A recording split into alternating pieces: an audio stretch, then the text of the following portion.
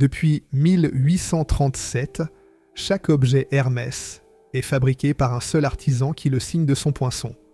25 heures de travail pour un sac, 7300 artisans formés sur une décennie, la dernière grande maison de luxe française encore contrôlée par les descendants de son fondateur. Puis, un homme a décidé de la prendre. 9 ans de préparation dans l'ombre. 3 banques. 13 millions d'actions cachées derrière des produits financiers dérivés. Un nom de code emprunté aux dieux du commerce et des voleurs. Un samedi matin d'octobre 2010, il a téléphoné pour annoncer qu'il possédait 14% de la maison. En face, 52 héritiers ont signé un pacte de 20 ans, renonçant à vendre, renonçant à la liquidité, renonçant à tout sauf à la maison elle-même. 15 ans plus tard, Hermès vaut plus en bourse que l'empire de celui qui a tenté de l'acheter. C'est l'histoire d'une couture qui ne se défait pas, du loup qui a échoué et du sang qui a tenu. Si vous découvrez cette chaîne pour la première fois, nous racontons ici les histoires vraies des maisons qui ont bâti, perdu et parfois reconquis leur place dans l'industrie. Les dynasties, les batailles, les objets qui ont survécu à ceux qui les ont créés. Abonnez-vous et activez la cloche pour ne rien manquer. Et si cette histoire vous parle, un pouce en l'air aide l'algorithme à la montrer à ceux qui méritent de l'entendre. Chapitre 1. L'orphelin de Krefeld. Cette histoire commence par un orphelin. Pas un orphelin de roman, pas un enfant trouvé dans un panier sur les marches d'une église. Un orphelin de la vraie misère rhénane du début du XIXe siècle, celle qui ne laisse ni lettres ni portrait. Un garçon nommé Thierry Hermès, né le 10 janvier 1801 à Krefeld, ville de velours et de soie sur la rive gauche du Rhin, dans un département qui s'appelait alors le Roë, parce que Krefeld, en 1801, était française. Napoléon l'avait décidé ainsi. Ce détail compte. Thierry Hermès est né français, techniquement, avant même de poser le pied en France. De son enfance, on sait presque rien, sinon qu'elle fut courte et qu'elle fut dure. La guerre et la maladie emportent ses parents, puis ses 5 frères et sœurs, les 5. À 20 ans, il est seul. Entièrement seul. Sans famille, sans héritage, sans atelier paternel à reprendre. Rien que ses 2 mains et un métier qu'il a appris quelque part entre le Rhin et la Normandie, le travail du cuir. Il migre. On le retrouve à Pont-Audemer, petite ville normande posée entre 2 bras de la Risle, connue pour ses tanneries depuis le Moyen-Âge, une ville où l'eau et le cuir cohabitent depuis des siècles. C'est là qu'il apprend le métier de sellier harnacheur, le métier de ceux qui habillent les chevaux des gens qui ont les moyens d'en avoir. La sellerie, en 1820, n'est pas un artisanat marginal, c'est l'industrie du transport. Chaque calèche, chaque voiture de poste, chaque régiment de cavalerie, chaque écurie aristocratique a besoin d'un sellier. Et un bon sellier, un sellier capable de construire un harnais qui tienne sous la pluie, sous la boue, sous le galop, vaut son poids en commande. En 1828, Thierry épouse Christine Pétronille Pierrard. 9 ans passent. 9 ans d'apprentissage, de commandes exécutées pour s'exécuter pour d'autres, de maîtrise lentement accumulée. Et en 1837, il a 36 ans, l'âge où d'autres sont déjà établis depuis longtemps. Il ouvre son propre atelier à Paris, rue Basse du Rempart. C'est une rue étroite qui longe les anciens remparts de la ville, dans un quartier encore semi-rural, pas loin de ce qui deviendra la gare Saint-Lazare. Les percées d'Haussmann feront disparaître cette rue quelques décennies plus tard. L'adresse elle-même est un fantôme. Il n'en reste rien, ni un mur, ni une pierre, ni une plaque. Mais ce qui s'y est passé, si. Ce que Thierry Hermès fabrique dans cet atelier, ce sont des harnais et des brides pour l'aristocratie parisienne, pour les écuries des hôtels particuliers du faubourg Saint-Honoré, pour les équipages qui descendent les Champs-Élysées, pour les officiers de cavalerie qui préparent les revues de Longchamp. Paris, en 1837, est une ville de chevaux. Le bruit de la ville, c'est le sabot sur le pavé. L'odeur de la ville, c'est le crottin mêlé à la boue. Et le commerce du cheval, de la bride au fouet, de la selle à la couverture, emploie des milliers d'artisans. Hermès est l'un d'entre eux. Mais il va devenir autre chose. Ce qu'il apporte au métier, c'est une invention technique qui deviendra le geste fondateur de tout ce qui suivra. Le poincellier. 2 aiguilles, 2 fils de lin cirés à la cire d'abeille, un lin qu'on appelle poissé, parce que la cire le rend imputrescible. Imperméable, éternel. Chaque fil passe en tension opposée par un même trou percé à la laine, de sorte que les deux brins se croisent à l'intérieur du cuir. Si vous coupez un point sellier, la couture ne se défait pas. Les points voisins tiennent. Chacun est indépendant. Chacun résiste seul. C'est une couture qui résiste à sa propre destruction, et c'est la métaphore involontaire de tout ce que cette maison deviendra. Quelque chose qu'on ne peut pas défaire, même en le coupant. 2 siècles plus tard, le point sellier sera le même. Les mêmes aiguilles, le même fil, le même geste. 680 fois pour un sac Kelly. Le geste n'a pas changé parce qu'il n'a pas besoin de changer. Il était juste dès le premier jour.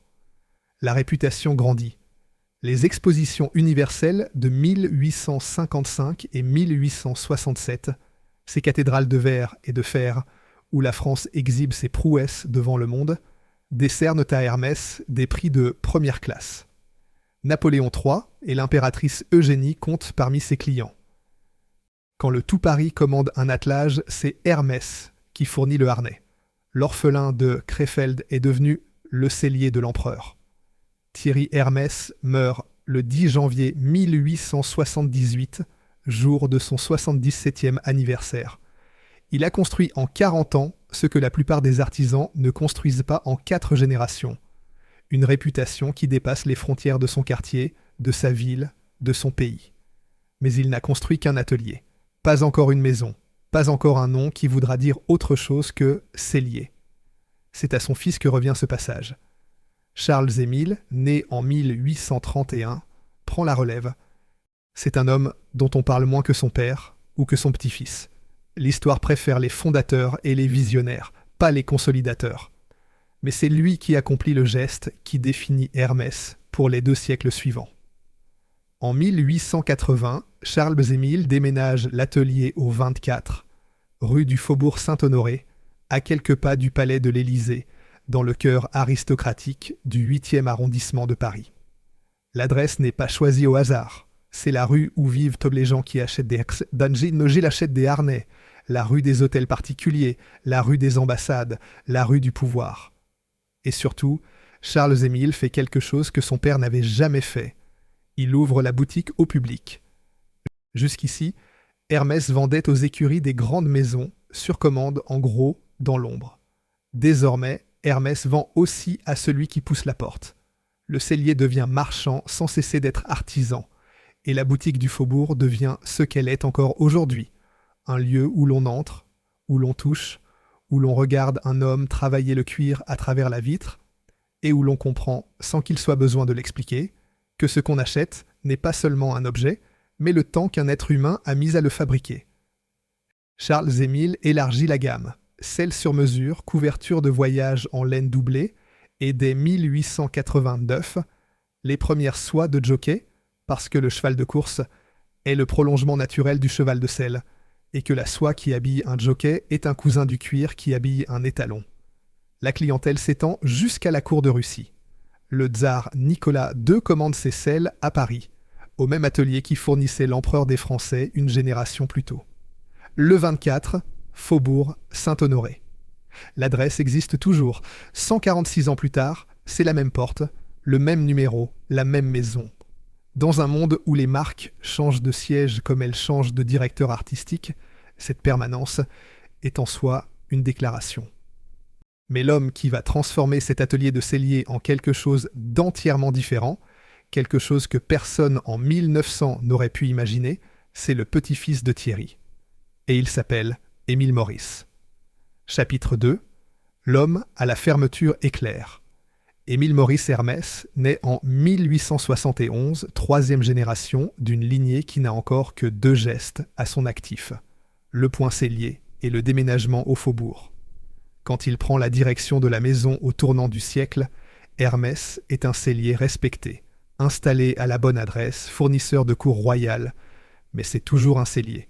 C'est lui qui va en faire autre chose, et il va le faire avec l'obstination méthodique d'un protestant qui croit que les objets ont une âme.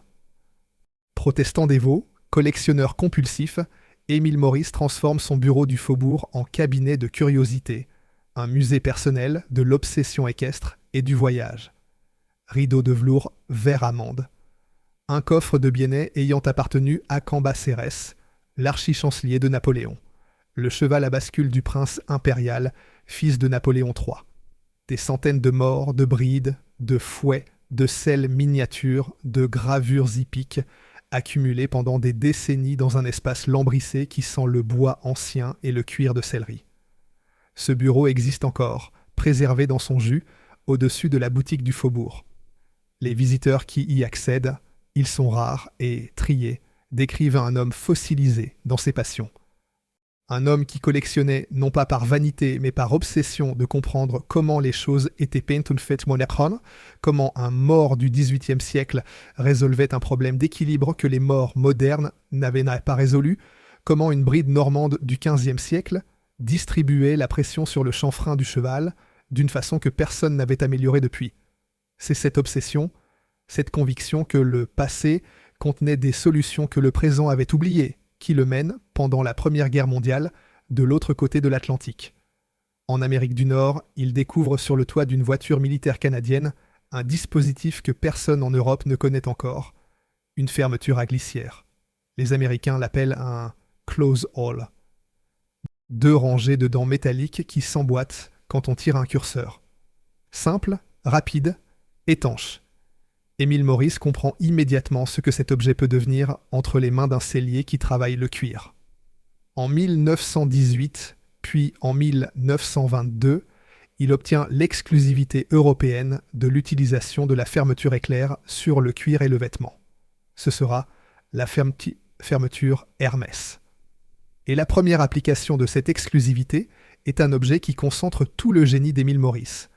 Un blouson de golf en cuir souple, à fermeture éclair intégrale, confectionné en 1918 pour Édouard, prince de Galles, futur roi d'Angleterre, futur duc de Windsor, futur exilé. L'homme que la presse mondiale considère alors comme le plus élégant du monde porte un blouson à zip fabriqué par un sellier parisien. Le cheval cède la place à l'homme, le harnais cède la place aux vêtements. Et la fermeture éclair, ce gadget américain découvert sur un toit de voiture militaire, devient l'instrument de la métamorphose. Puis vient le sac. En 1922, Julie, l'épouse d'Émile Maurice, se plaint de ne trouver aucun sac à main à son goût. La plainte d'une femme d'industriel parisien, mais Émile Maurice n'est pas le genre d'homme à offrir un bouquet de fleurs en guise de réponse.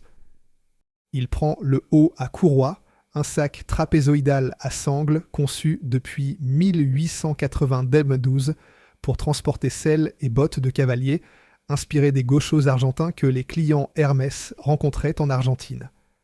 Et il en fait une version miniature adaptée à une main de femme. Même couture, même cuir, même sangle proportionnellement réduite. C'est le premier sac à main Hermès. L'objet qui, un siècle plus tard, aura des listes d'attente de plusieurs années et se revendra aux enchères pour le prix d'un appartement dans le 16e arrondissement. C'est aussi Émile Maurice qui choisit le logo de la maison, le Ducatelet, un groom attendant près d'une calèche d'après une lithographie d'Alfred de Dreux, peintre hippique du XIXe siècle, favori de la noblesse orléaniste. Le message est subtil et délibéré. Le groom attend, le cheval est prêt, mais le maître n'est pas dans la scène. Le client est absent du logo. C'est à lui de venir. Et c'est sous le règne d'Émile Maurice qu'apparaît l'orange emblématique, par accident, comme beaucoup de choses qui durent. Pendant la Seconde Guerre mondiale, les teintes crème et moutarde habituelles des cartonniers qui fabriquent les boîtes Hermès deviennent introuvables sous l'occupation. Les colorants manquent, les fournisseurs ont fermé. On prend ce qui reste. Il reste de l'orange. Un orange vif, presque agressif, que personne n'aurait choisi en temps de paix. Mais l'orange tient, l'orange reste. Et quand la guerre finit, personne ne revient aux anciennes teintes. L'accident est devenu l'identité. Mais Émile Maurice a un problème que ni son génie, ni sa piété ne peuvent résoudre. Il n'a pas de fils. Dans la France bourgeoise des années 30, c'est un problème dynastique de première grandeur. Surtout pour un homme qui croit en la transmission, en la continuité, en l'idée qu'un métier se passe de main en main comme un outil. Sa solution est radicale et fondatrice. Dans les années 30, il fait entrer dans l'entreprise ses 3 gendres, Robert Dumas, Jean-René Guérand, Francis Puech, qui épousent respectivement ses 3 filles. 3 branches, 3 familles, un seul nom. C'est la structure qui gouverne Hermès aujourd'hui, presque un siècle plus tard. Les Dumas, les Guérand, les Puech, 70 héritiers et parfois davantage, répartis en 3 clans, réunis par un ancêtre commun qui n'avait pas de fils et qui a décidé que la maison passerait par ses filles. Dans un monde où les dynasties industrielles françaises se sont presque toutes éteintes, vendues ou dévorées par les conglomérats, celle-ci tient encore. Et elle tient parce qu'un protestant du faubourg a décidé, voilà près d'un siècle, que 3 gendres valaient mieux qu'un héritier absent. C'est peut-être la décision la plus importante de toute l'histoire d'Hermès, plus importante que le point cellier, plus importante que la fermeture éclair, plus importante que n'importe quel sac. Parce que sans cette structure à 3 branches, il n'y aurait pas eu, 70 ans plus tard, 52 membres d'une famille capables de dire non ensemble. Émile Maurice meurt en 1951. Il laisse derrière lui un atelier de sellier devenu maison de luxe, une famille recomposée en 3 branches, un logo, une couleur, une fermeture éclair brevetée, un bureau lambrissé que personne n'osera toucher, et une conviction, la seule qui compte, qu'un objet fait à la main par un artisan qui signe son travail vaut plus qu'un objet fait par une machine qui n'a pas de nom. Chapitre 3. Les mains de Robert Dumas. De tous les gendres d'Émile Maurice, celui qui laisse l'empreinte la plus profonde s'appelle Robert Dumas. Né en 1898, architecte raté, c'est le mot qu'on emploie dans la famille, avec une tendresse qui dit tout, mais doté de ce que ses proches décrivent comme une imagination fertile, il est l'homme qui invente les objets autour desquels le mythe Hermès va se cristalliser. Pas un seul objet. 4. Chacun devenu un monde. En 1935, il conçoit le sac à dépêche, un sac rigide, en cuir de box-calf, à rabat et fermoir tournant, inspiré des sacoches de courrier militaire. Le box-calf est un cuir verni, brillant, d'un noir ou d'un brun profond, baptisé d'après Joseph Box, bottier londonien du XIXe siècle, un nom anglais pour un cuir français, parce que le monde du cuir de luxe a toujours été plus international que ne le pensent ceux qui n'en font pas partie. Le sac est beau, fonctionnel, discret, il ne porte le nom de personne. Ce n'est qu'un sac. Il le restera pendant 21 ans, jusqu'au jour où une princesse de cinéma le transformera en légende. 2 ans plus tard, en 1937, pour le centenaire de la maison, Robert Dumas dessine le premier carré de soie Hermès. Le motif s'appelle « Jeu des omnibus » et « Dame blanche », d'après un jeu de société des années 1830 trouvé dans la collection d'Émile Maurice. L'illustrateur Hugo Gricard traduit le jeu en dessin textile. Le format est décidé une fois pour toutes. 90 cm sur 80 darding, entre 65 et 79 grammes de soie pure tissée à partir de 300 cocons de mûrier chinois. La production est confiée aux ateliers de Lyon, la capitale mondiale de la soie depuis le XVIe siècle, les héritiers des Canuts de la Croix-Rousse, et la gravure à Marcel Gandy, à Bourgoin-Jallieu dans l'Isère au pied des Alpes. Les chiffres de fabrication du carré disent tout sur le modèle Hermès, jusqu'à 45 cadres de sérigraphie pour un seul motif. 30 couleurs. 750 heures de gravure, 750 heures pour préparer l'impression d'un morceau de soie qu'on peut tenir entre le pouce et l'index. 18 à 24 mois entre le premier coup de crayon du dessinateur et la mise en vente du carré. Chaque couleur nécessite un passage séparé dans la machine d'impression. Entre chaque passage, la soie doit sécher. C'est un processus qui ne peut pas être accéléré parce qu'il dépend de la chimie du pigment et de la physique du textile. Les mêmes lois qui régissaient l'impression au XVIIIe siècle. Depuis 1937, plus de 2000 motifs ont été créés.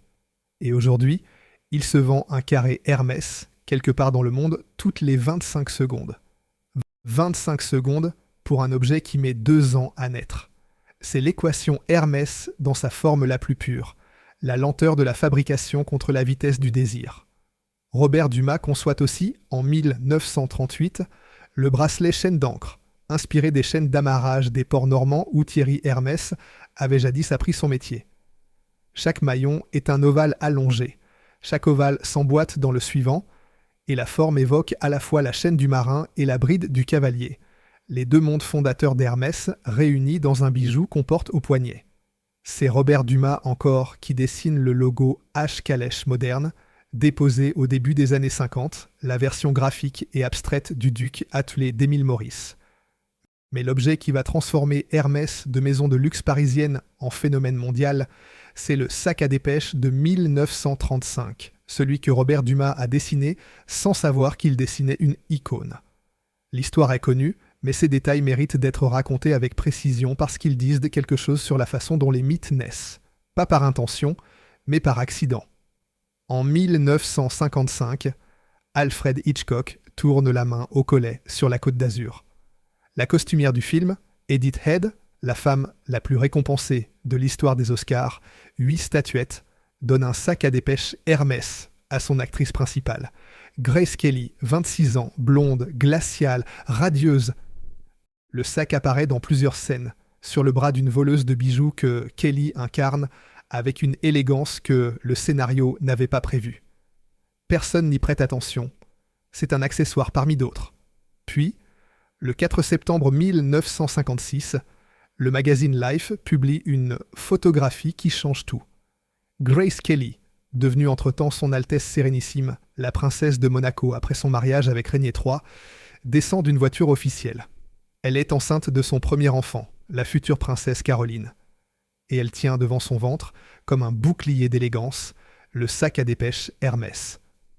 Un geste instinctif, dissimuler une grossesse qui n'a pas encore été annoncée, transformée par un photographe en image éternelle.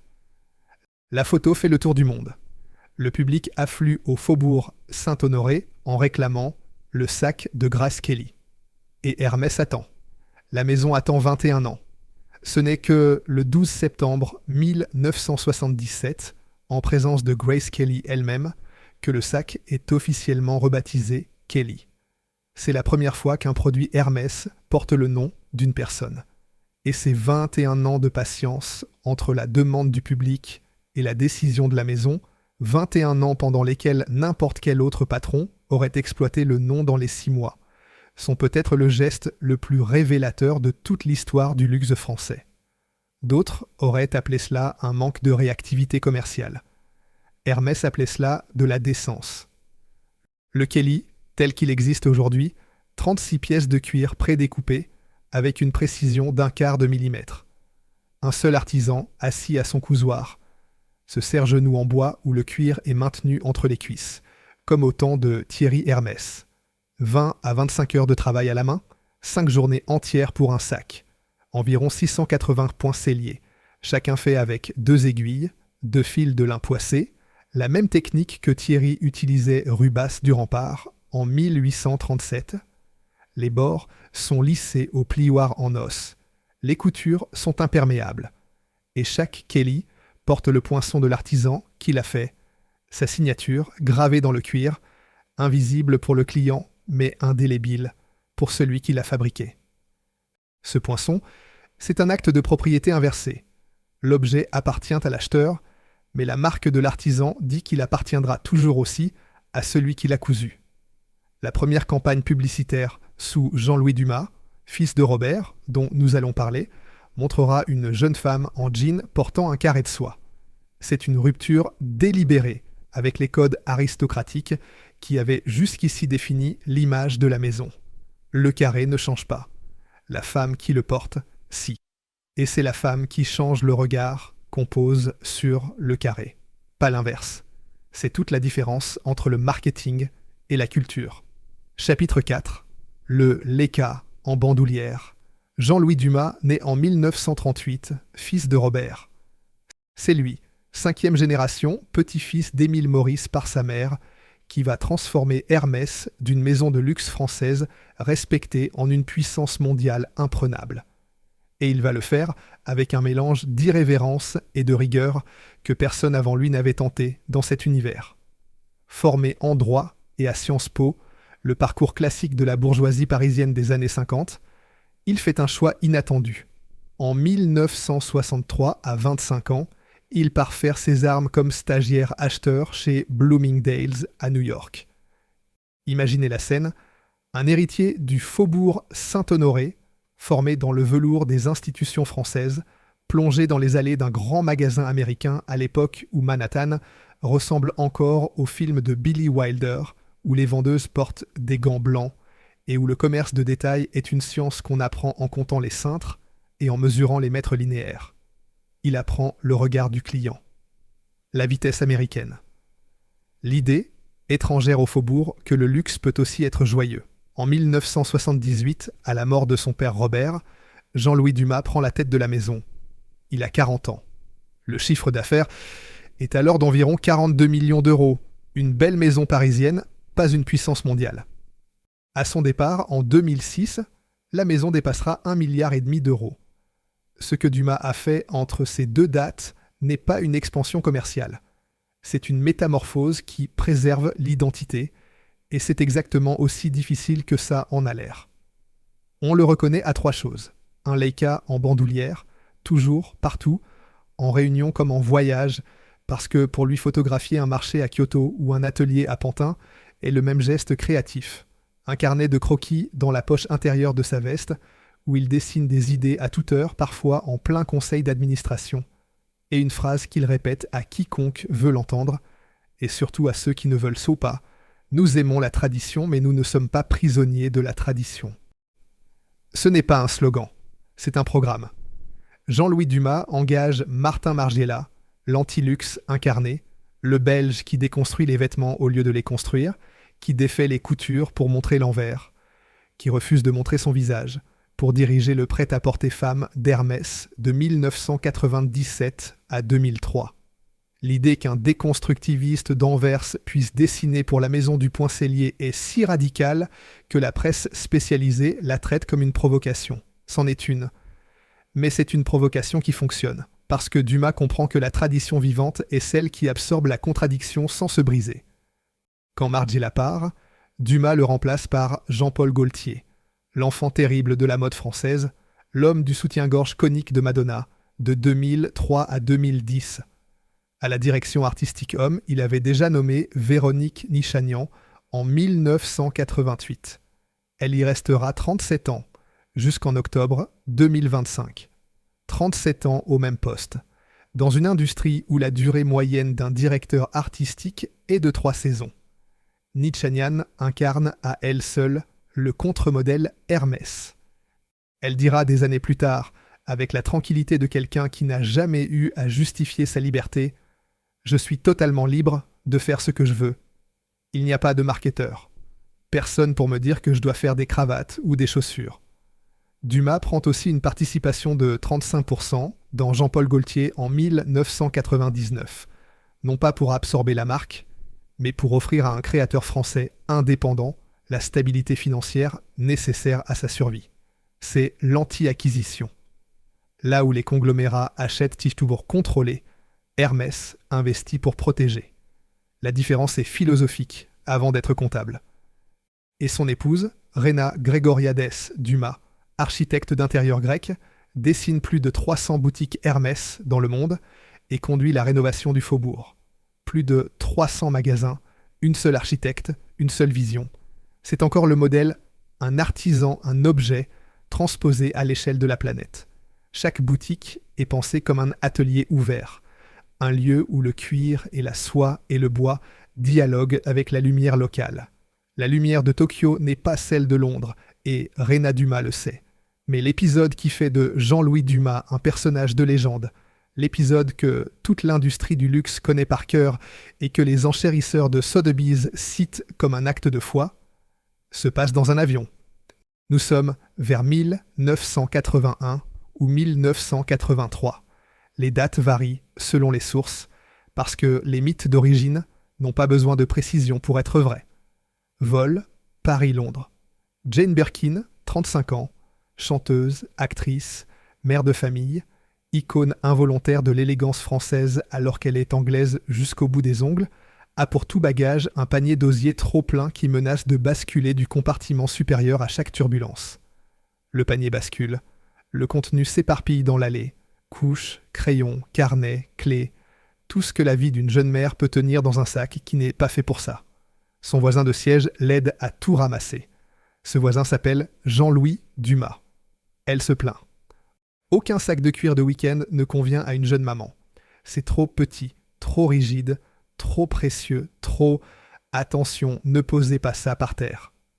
Dumas écoute. Il écoute toujours, c'est son talent premier, puis il prend un sachet à vomi de l'avion et ils esquissent ensemble les contours d'un sac qui n'existe pas encore. Plus grand que le Kelly, plus souple, des poches intérieures, une fermeture qui se manipule d'une main pendant qu'on porte un enfant de l'autre. Le sac d'une femme qui vit, pas d'une femme qui pose. 3 ans plus tard, en 1984, Dumas lui remet un prototype en veau box noir, marqué de ses initiales. Le Birkin est étonné. Un Birkin demande 18 à 25 heures de travail par un seul artisan, jusqu'à 48 heures pour les peaux exotiques, crocodile du Nil ou crocodile porossus. Jane Birkin touchera des royalties sur le sac qui porte son nom, qu'elle reversera largement à des associations caritatives. En 2020, dans un entretien tardif, elle dira avec cette lucidité triste des gens qui ont vu leur nom devenir plus grand qu'eux : « Quand je serai morte, on ne me connaîtra peut-être plus que pour le sac. » Le prototype, ce premier Birkin esquissé sur un sachet à vomi dans un avion, sera vendu par Sotheby's à Paris le 10 juillet 2025 pour environ 8 600 000 €. Record mondial pour un sac à main. 8 600 000 € pour un objet né d'une conversation entre un héritier cellier et une chanteuse anglaise dont le panier d'osier avait basculé du compartiment supérieur. Ce que Dumas comprend, et que presque personne d'autre dans le luxe ne comprend à cette époque, c'est que la rareté n'est pas un défaut de production, c'est le produit. Les listes d'attente du Birkin ne sont pas un problème logistique à résoudre, elles sont la preuve vivante qu'un objet fabriqué par un seul artisan pendant des journées entières ne peut pas exister en quantité illimitée, et que cette impossibilité est précisément ce qui donne à l'objet sa valeur, non pas la valeur du cuir et du fil, mais la valeur du temps humain irremplaçable. Jean-Louis Dumas prononce la phrase que Dana Thomas citera comme la ligne de partage entre Hermès et le reste du monde. Nous n'avons pas une politique d'image, nous avons une politique de produit. La différence est immense. Une politique d'image fabrique du désir à partir de rien, des campagnes, des célébrités, des créations de besoins. Une politique de produit fabrique des objets et laisse le désir venir de lui-même, parce que l'objet parle plus fort que la publicité. Sous sa direction, la production augmente, mais jamais de plus de 6 à 7% par an. Ouvrir un nouvel atelier prend 3 ans. Former un artisan prend 10 ans avant qu'il porte le titre. Chaque nouvelle boutique est un investissement de décennies, pas de trimestres. C'est un modèle qui rend fou les analystes financiers, parce qu'il refuse le langage de la croissance trimestrielle. Jean-Louis Dumas ne présente pas de plan de croissance. Il présente un carnet de commandes, et le carnet est toujours plein. Vers 2004 ou 2005, la maladie le rattrape. Certaines sources parlent de la maladie de Parkinson. Hermès ne confirmera jamais.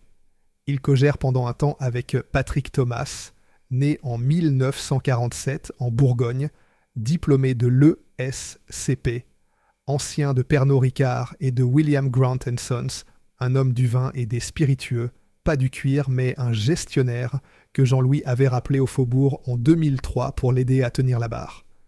En janvier 2006, Jean-Louis Dumas se retire. Pour la première fois en 169 ans, la maison Hermès n'est plus dirigée par un descendant du fondateur. Patrick Thomas prend les rênes, compétent, dévoué, respecté, mais il n'est pas de la famille. Et dans une maison qui se définit par la transmission dynastique, cette rupture est une fissure que tout le monde voit, même si personne ne le dit à voix haute. Jean-Louis Dumas meurt le 1er mai 2010 à Paris, à 72 ans. Le drapeau Hermès est mis en berne au 24, Faubourg Saint-Honoré. L'homme au Leica, l'homme au sachet à vomi, l'homme qui avait engagé Margiela et Gaultier sans jamais trahir le point cellier, l'homme qui avait fait passer le chiffre d'affaires de 42 millions à 1,5 milliard, cet homme n'est plus là pour protéger ce qu'il a construit. 6 mois exactement après sa mort, le téléphone de Patrick Thomas sonnera un samedi matin d'octobre. Et la voix à l'autre bout du fil dira qu'elle possède désormais plus de 14% de la maison Hermès, assemblée en secret, action après action, pendant des années, derrière un rideau de produits dérivés que personne n'avait vu. Cette voix, c'est celle de Bernard Arnault, l'homme le plus riche de France. L'homme qui avait déjà avalé Dior, Vuitton, Céline, Givenchy, Kenzo, Fendi, Guerlain, et qui avait échoué à prendre Gucci 10 ans plus tôt.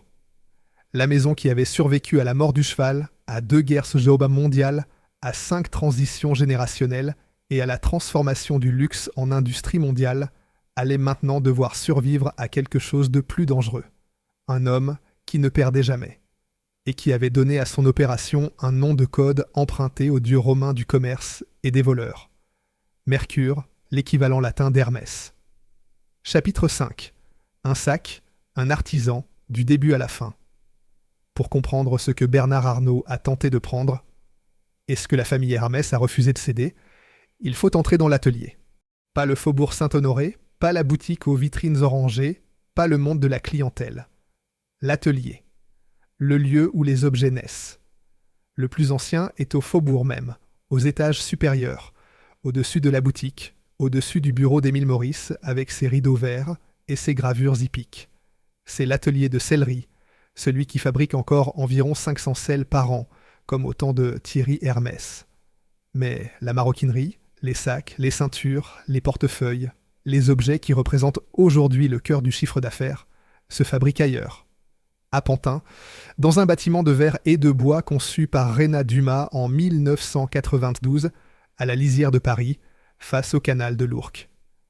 À Pierre-Bénite, près de Lyon, depuis 1989. À Sayat, dans le Puy-de-Dôme, depuis 2004. À Nontron, en Dordogne, depuis 1996. À Saint-Junien, en Haute-Vienne, où l'on fabrique les gants depuis 1998, dans une ville où la ganterie est un métier transmis depuis le XIVe siècle.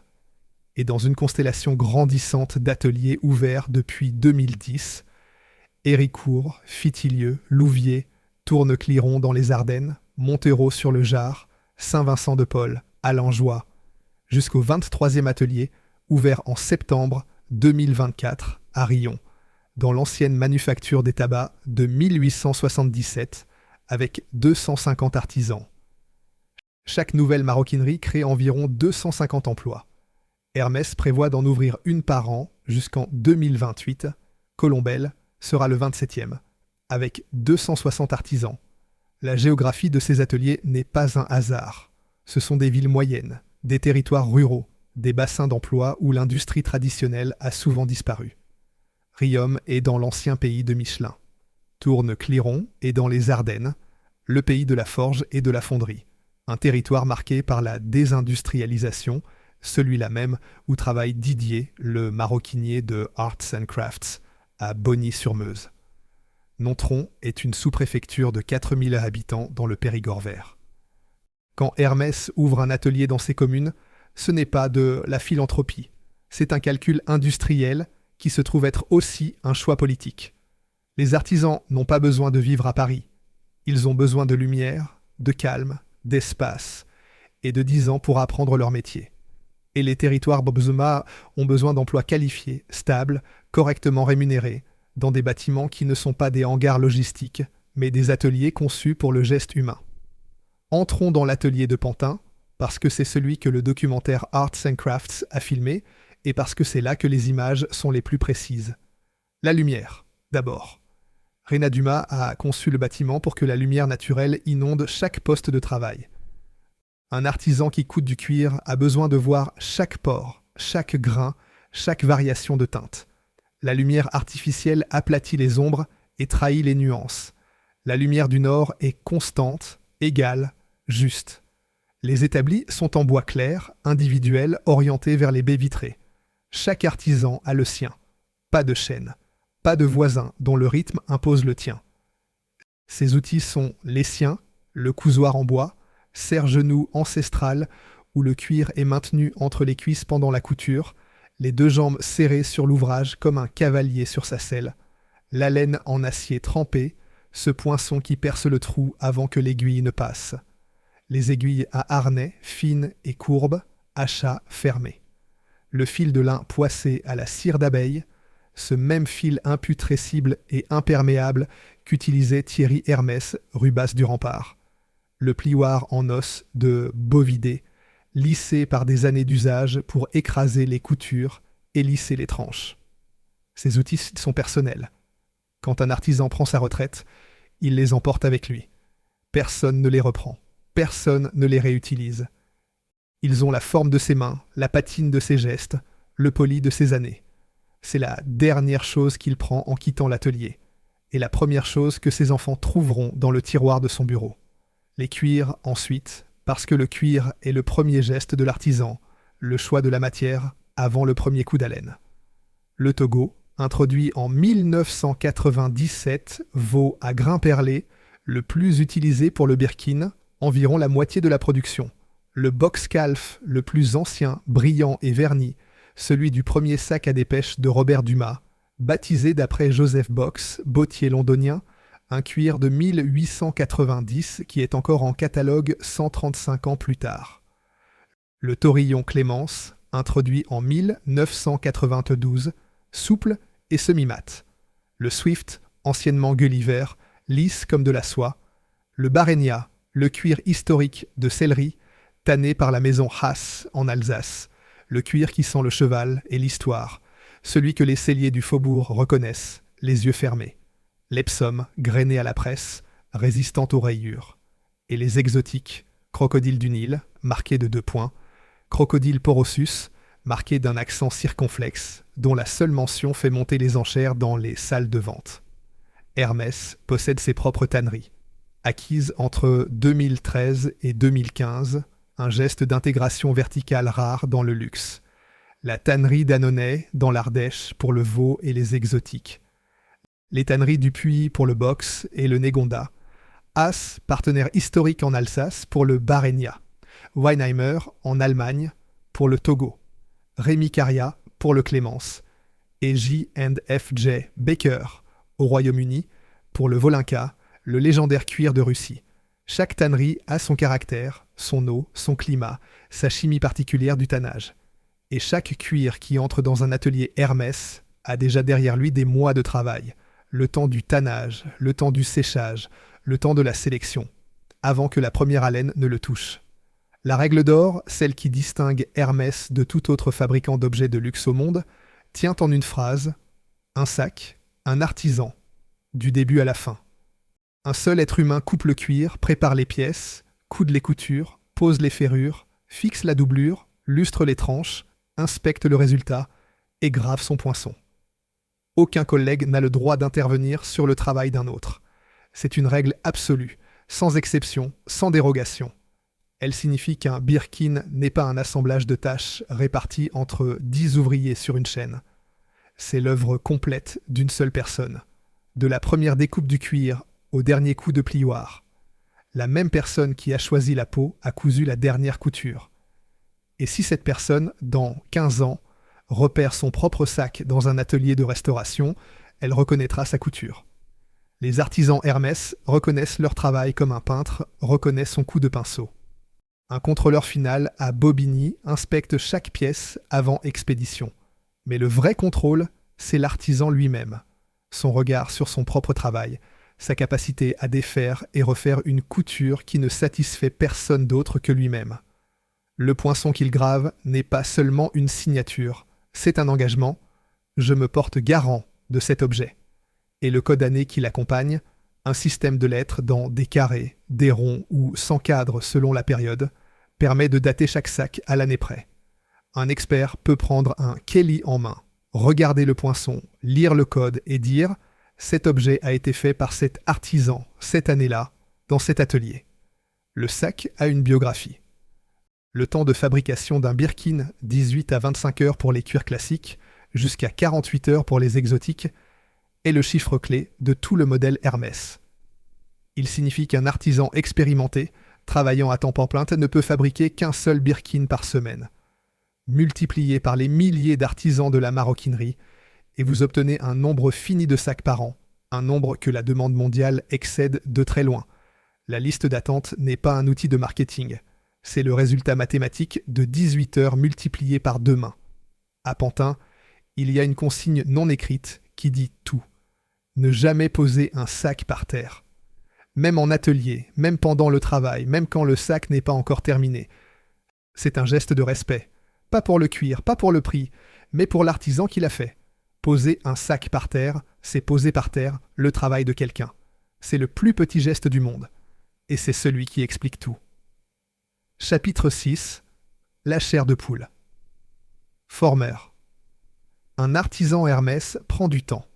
Plus de temps que dans n'importe quelle autre maison de luxe. Plus de temps que dans la plupart des métiers manuels qualifiés en France.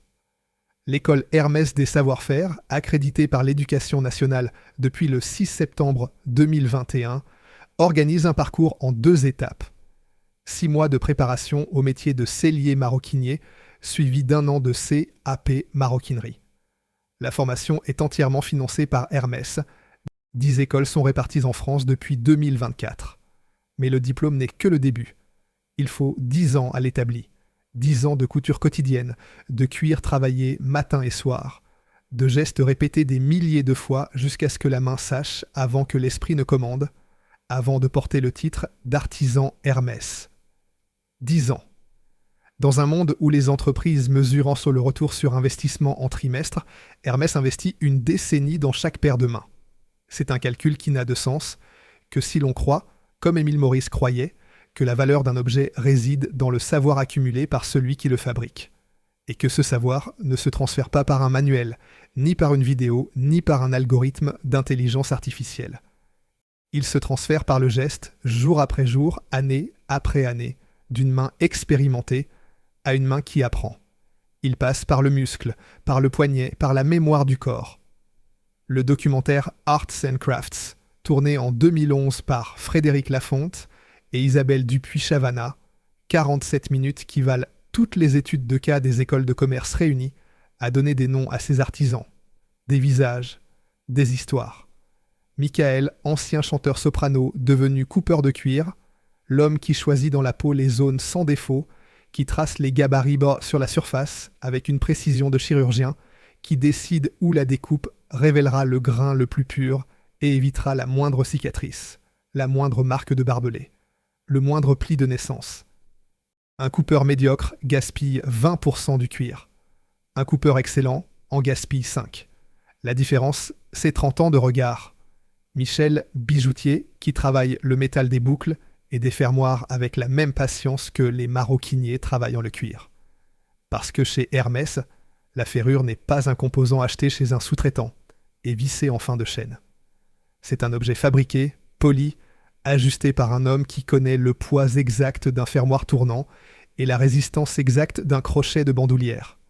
Ali, polisseur malentendant, dont les mains sentent les vibrations du métal mieux que d'autres ne les entendent, la vibration lui dit si la surface est juste, si le poli est uniforme, si le métal a atteint cet éclat sourd qui est la signature Hermès. Delphine, peintre sur soie, petite fille d'une peintre Hermès, 3 générations au service du même carré, la même lumière lyonnaise sur les mêmes tables d'impression. Et Didier, maroquinier à Bogny-sur-Meuse, dans les Ardennes, un homme qui travaille dans un atelier posé au milieu d'un territoire marqué par la désindustrialisation. Les forges ont fermé, les fonderies ont fermé, mais l'atelier Hermès est là. C'est Didier dont la phrase, dans le film, est devenue le manifeste involontaire de toute la maison. Il dit, face à la caméra, cherchant ses mots avec la lenteur d'un homme qui pense en travaillant, « Si on fait des accessoires automobiles, on ne voit pas la voiture entière, juste des pièces. En maroquinerie, on coupe et on assemble. On fait un sac, on pose sa marque d'artisan. Poser sa marque, c'est un acte de fierté, en sachant que ce sac va voyager dans le monde, porté par quelqu'un. Il devient le sien, mais reste le nôtre.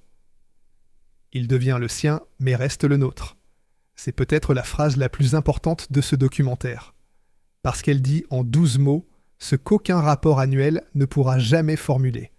Qu'un objet fabriqué par un être humain identifiable conserve une part de cet être humain, une empreinte, une intention, un soin, qui ne disparaît pas quand l'objet change de main.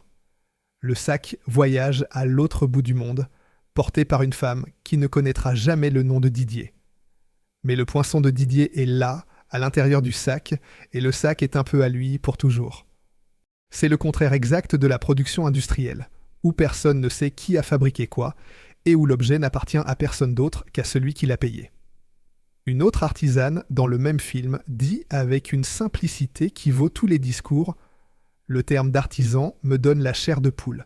Je l'aime beaucoup et je veux le rester. » La chair de poule. Pas la fierté, qui est un sentiment de l'esprit. La chair de poule, qui est une réaction du corps. C'est plus fort que la fierté. C'est la peau qui répond à un mot qui touche quelque chose de profond, quelque chose qui vient de loin, qui vient du premier geste appris, de la première couture réussie, de la première fois qu'on a posé son poinçon sur un cuir et qu'on a compris que ce geste avait un sens. Les frères Prud'homme, Lionel et André, qu'on appelle les frères en blouse, dans les couloirs de Pantin, supervisent l'atelier depuis 4 décennies. C'est à leur atelier que commence Arts and Crafts, avec un artisan lustrant un harnais dans la lumière du matin, le cuir brillant sous les doigts comme une surface d'eau sombre. 4 décennies au même endroit, à veiller sur le même geste transmis de main en main, de leurs mains à celle des apprentis, de celle des apprentis à celle des nouveaux, dans une chaîne qui ne s'interrompt jamais parce que quelqu'un arrive toujours quand quelqu'un s'en va. Dans l'industrie du luxe contemporaine, où les directeurs changent tous les 3 ans et où les stratégies pivotent à chaque collection, 40 ans de présence n'est pas un fait administratif, c'est une déclaration. C'est dire « nous sommes ici, nous y resterons », et le geste ne changera pas parce que nous ne le laisserons pas changer. Les effectifs racontent l'histoire à une autre échelle. En 2010, l'année de la mort, de Jean-Louis Dumas, Hermès emploie environ 3000 artisans. En 2023, 4700. En 2024, plus de 7300, sur un effectif total d'environ 16 350 salariés en France et 26 500 dans le monde. La main-d'œuvre artisanale est majoritairement féminine, les petites mains du vocabulaire de la couture, un terme qui n'a rien de diminutif quand il désigne des femmes capables de coudre 680 points selliers sans lever les yeux pendant 5 jours consécutifs, pour un seul sac. 7300 artisans, c'est plus que la population de Nontron. C'est l'équivalent d'une petite ville entière dont le seul métier serait de couper, coudre et lustrer du cuir avec des outils qui n'ont pas fondamentalement changé depuis le 19e siècle. C'est ce modèle lent, coûteux, obstiné, humain, que Bernard Arnault a tenté de mettre sous contrôle en 2010. Et c'est pour défendre ce modèle que 52 membres d'une famille ont renoncé à vendre. Chapitre 7. L'anomalie française. Dans l'industrie du luxe mondial, Hermès est une anomalie. Pas une exception, une anomalie, c'est-à-dire quelque chose qui contredit les lois supposées du secteur et qui, en les contredisant, prouve que ces lois ne sont pas des lois mais des choix. La première anomalie est la plus visible. Hermès est indépendante. La dernière grande maison de luxe française dont le contrôle reste entre les mains des descendants directs du fondateur, 6 générations plus tard. Dior, Vuitton, Céline, Givenchy, Guerlain, Loewe, Kenzo, Fendi, Bulgari, Loro Piana, Tiffany, tout cela est LVMH, l'empire de Bernard Arnault, 75 maisons et plus sous un seul toit. Saint-Laurent, Balenciaga, Bottega Veneta, Gucci, Kering, l'empire de François Pinault. Cartier, Montblanc, Van Cleef. Richemont, le groupe de Johann Rupert. Chanel essaye privé, mais contrôlé par les frères Wertheimer, qui ne sont pas des Chanel. Dans ce paysage de consolidation totale, Hermès est seul. Non pas parce que personne n'a voulu l'acheter, tout le monde a voulu l'acheter, mais parce que personne n'a pu. La deuxième anomalie est financière, et c'est celle qui rend fou les analystes de la place de Paris. En 2010, l'année de l'attaque LVMH, la marge opérationnelle d'Hermès est de 27,8%. C'est considérable dans n'importe quel secteur. C'est stupéfiant dans le luxe, où les marges sont grignotées par les loyers des emplacements prime. Avenue Montaigne, Bond Street, Ginza, par les budgets publicitaires colossaux, par les directeurs artistiques à salaire de stars de cinéma, et par les collections qui se renouvellent 4 fois par an en détruisant chaque saison ce que la précédente avait construit. Hermès n'a pas de directeur artistique global. Chaque métier a le sien et il reste des décennies. Véronique Nichanian, 37 ans. Les maroquiniers du faubourg, toute une vie. Hermès ne fait pas de défilé spectacle à 100 millions d'euros. Hermès ne paie pas de célébrités pour porter ses sacs et n'a pas besoin de le faire parce que les listes d'attente prouvent d'Oden que la demande excède l'offre sans aucun artifice. La trajectoire depuis 2010 raconte le reste. Chiffre d'affaires en 2010, 2 milliards 400 millions d'euros. En 2021, 8 milliards 980 millions. En 2022, 11 milliards 600 millions. En 2023, 13 milliards 400 millions. En 2024, 15 milliards 170 millions, en hausse de 15% à change constant. Marge opérationnelle en 2024, 40,5%, la plus élevée du secteur. Résultat net, 4 milliards 600 millions d'euros, soit plus de 30% des ventes. Plus d'1 euro de bénéfice net pour 3 euros de chiffre d'affaires. Aucune autre maison de luxe n'approche ces proportions. Et la troisième anomalie est peut-être la plus importante, parce qu'elle explique les deux premières. Hermès ne fait rien de ce que les manuels de gestion du luxe prescrivent. 0 licence. Les parfums sont fabriqués à Le Vaudreuil, en Normandie, par des parfumeurs maison. Jean-Claude Helena de 2004 à 2016, puis Christine Nagel. Les montres sont assemblées en Suisse, dans une manufacture Hermès. Les soies sont imprimées à Lyon. 0 délocalisation, tous les ateliers de maroquinerie sont en France et propriété d'Hermès. 80% de la production est française. 0 surproduction, la production augmente de 6 à 7% par an. Pas davantage, parce que chaque nouveau sac exige un artisan formé et qu'un artisan met 10 ans à se former. La rareté n'est pas une stratégie marketing, c'est une conséquence arithmétique du modèle artisanal. Le contre-exemple le plus frappant est celui de Pierre Cardin. Pionnier du prêt-à-porter en 1959, visionnaire des années 60, Cardin a dérivé vers la surlicence avec l'appétit d'un homme qui ne sait pas s'arrêter. 540 licences en 1984, 800 en 1986, 904 en 1995. Son nom est apparu sur des sardines, du papier toilette, des réveils, des poêles à frire. Cardin lui-même au New York Times en 2002, avec une candeur qui frise l'aveu. J'ai tout fait. J'ai même ma propre eau. Je ferai des parfums, des sardines. Pourquoi pas? Si quelqu'un me demandait de faire du papier toilette, je le ferais. Pierre Berger, compagnon d'Yves Saint-Laurent, le résumait avec une cruauté chirurgicale. La stratégie du jeu « te donne mon nom si tu me donnes ton argent » n'est simplement pas légitime. Hermès a fait le choix inverse. Chaque objet qui porte le nom Hermès a été conçu, fabriqué, inspecté par un employé d'Hermès. Et ce choix, que les consultants auraient jugé anti-économique, a produit la rentabilité la plus élevée du secteur.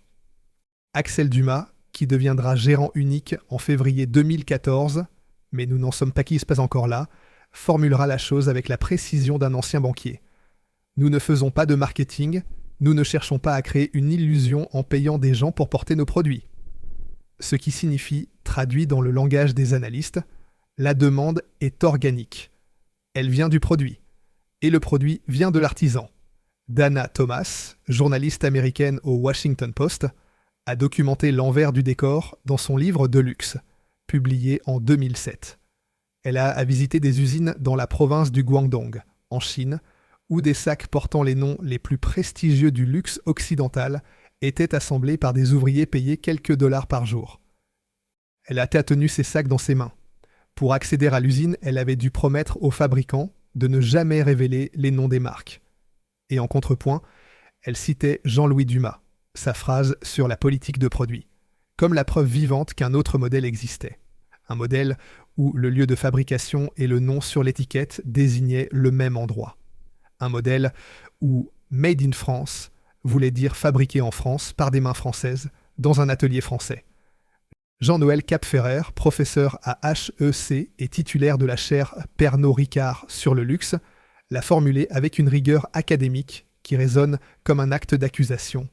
Les marques de luxe ne devraient-elles pas délocaliser et devraient en rester ce pourquoi elles sont achetées, les plus beaux objets et services qu'un pays puisse produire. Ce qu'Hermès a toujours été, et ce que les marques avalées par les conglomérats ont cessé d'être, l'une après l'autre, saison après saison, délocalisation après délocalisation. Chapitre 8. L'apogée et l'ombre. L'année 2010 est le sommet, le point le plus haut. Le moment où tout converge, les chiffres, la réputation, la désirabilité, et où personne, à l'intérieur des murs du 24 faubourg Saint-Honoré, ne soupçonne que le plus grand danger est déjà en marche depuis des années, assemblé pièce par pièce dans l'ombre des salles de marché. Les résultats de l'exercice 2010 sont extraordinaires. Le bénéfice net bondit de 46% pour atteindre 420 et 1 700 000 euros. La maroquinerie représente la moitié du chiffre d'affaires. Et la moitié de cette moitié, ce sont des sacs dont la demande excède l'offre, sans que la maison n'ait dépensé un centime en publicité de masse. Les listes d'attente du Birkin s'allongent, les ouvertures de boutiques Sekour s'accélèrent, Shanghai, Séoul, Tokyo, Ginza. Hermès est partout et nulle part en même temps. Partout dans le désir, nulle part dans l'accessibilité. Chaque boutique nouvelle est une porte ouverte sur un monde où le mot « non » est prononcé plus souvent que le mot « oui ». Non, le Birkin n'est pas disponible. Non, il n'y a pas de liste d'attente officielle. Non, vous ne pouvez pas commander la couleur que vous voulez. Et ce non permanent est la source de la puissance. Mais sous cette surface parfaite, il y a une fissure. Jean-Louis Dumas est mort le 1er mai. Le drapeau a été mis en berne. Et l'homme qui tenait la maison, par la force de sa personnalité, par son réseau, par sa capacité à dire non au bon moment et oui au mauvais, cet homme n'est plus là pour protéger ce qu'il a construit. Patrick Thomas dirige. Il dirige bien, les résultats le prouvent, et personne dans la maison ne conteste sa compétence. Mais Thomas est un professionnel, pas un fondateur. Il n'a pas le poids dynastique d'un Dumas ou d'un Puech. Il ne peut pas appeler un cousin récalcitrant en invoquant le nom d'un grand-père commun. Il n'a pas grandi avec l'odeur du cuir dans l'escalier, ni avec le souvenir d'un père ou d'un oncle revenant de l'atelier les mains tachées de cire d'abeille. Et dans une famille de 70 héritiers répartis en 3 branches, Dumas, Puech, Guérand. Certains vivent à Paris, d'autres en Suisse, d'autres aux États-Unis. Certains travaillent en dans la maison, d'autres n'y ont jamais mis les pieds. Certains sont attachés au faubourg par le sang et par le métier. D'autres sont attachés à Hermès par un chèque de dividende et par un nom qu'ils portent sans le travailler. L'autorité morale du nom dynastique est un outil de gouvernance que les organigrammes ne mesurent pas. Et cet outil vient de disparaître. La vulnérabilité est aussi structurelle. La famille y contrôle environ 73,4% du capital.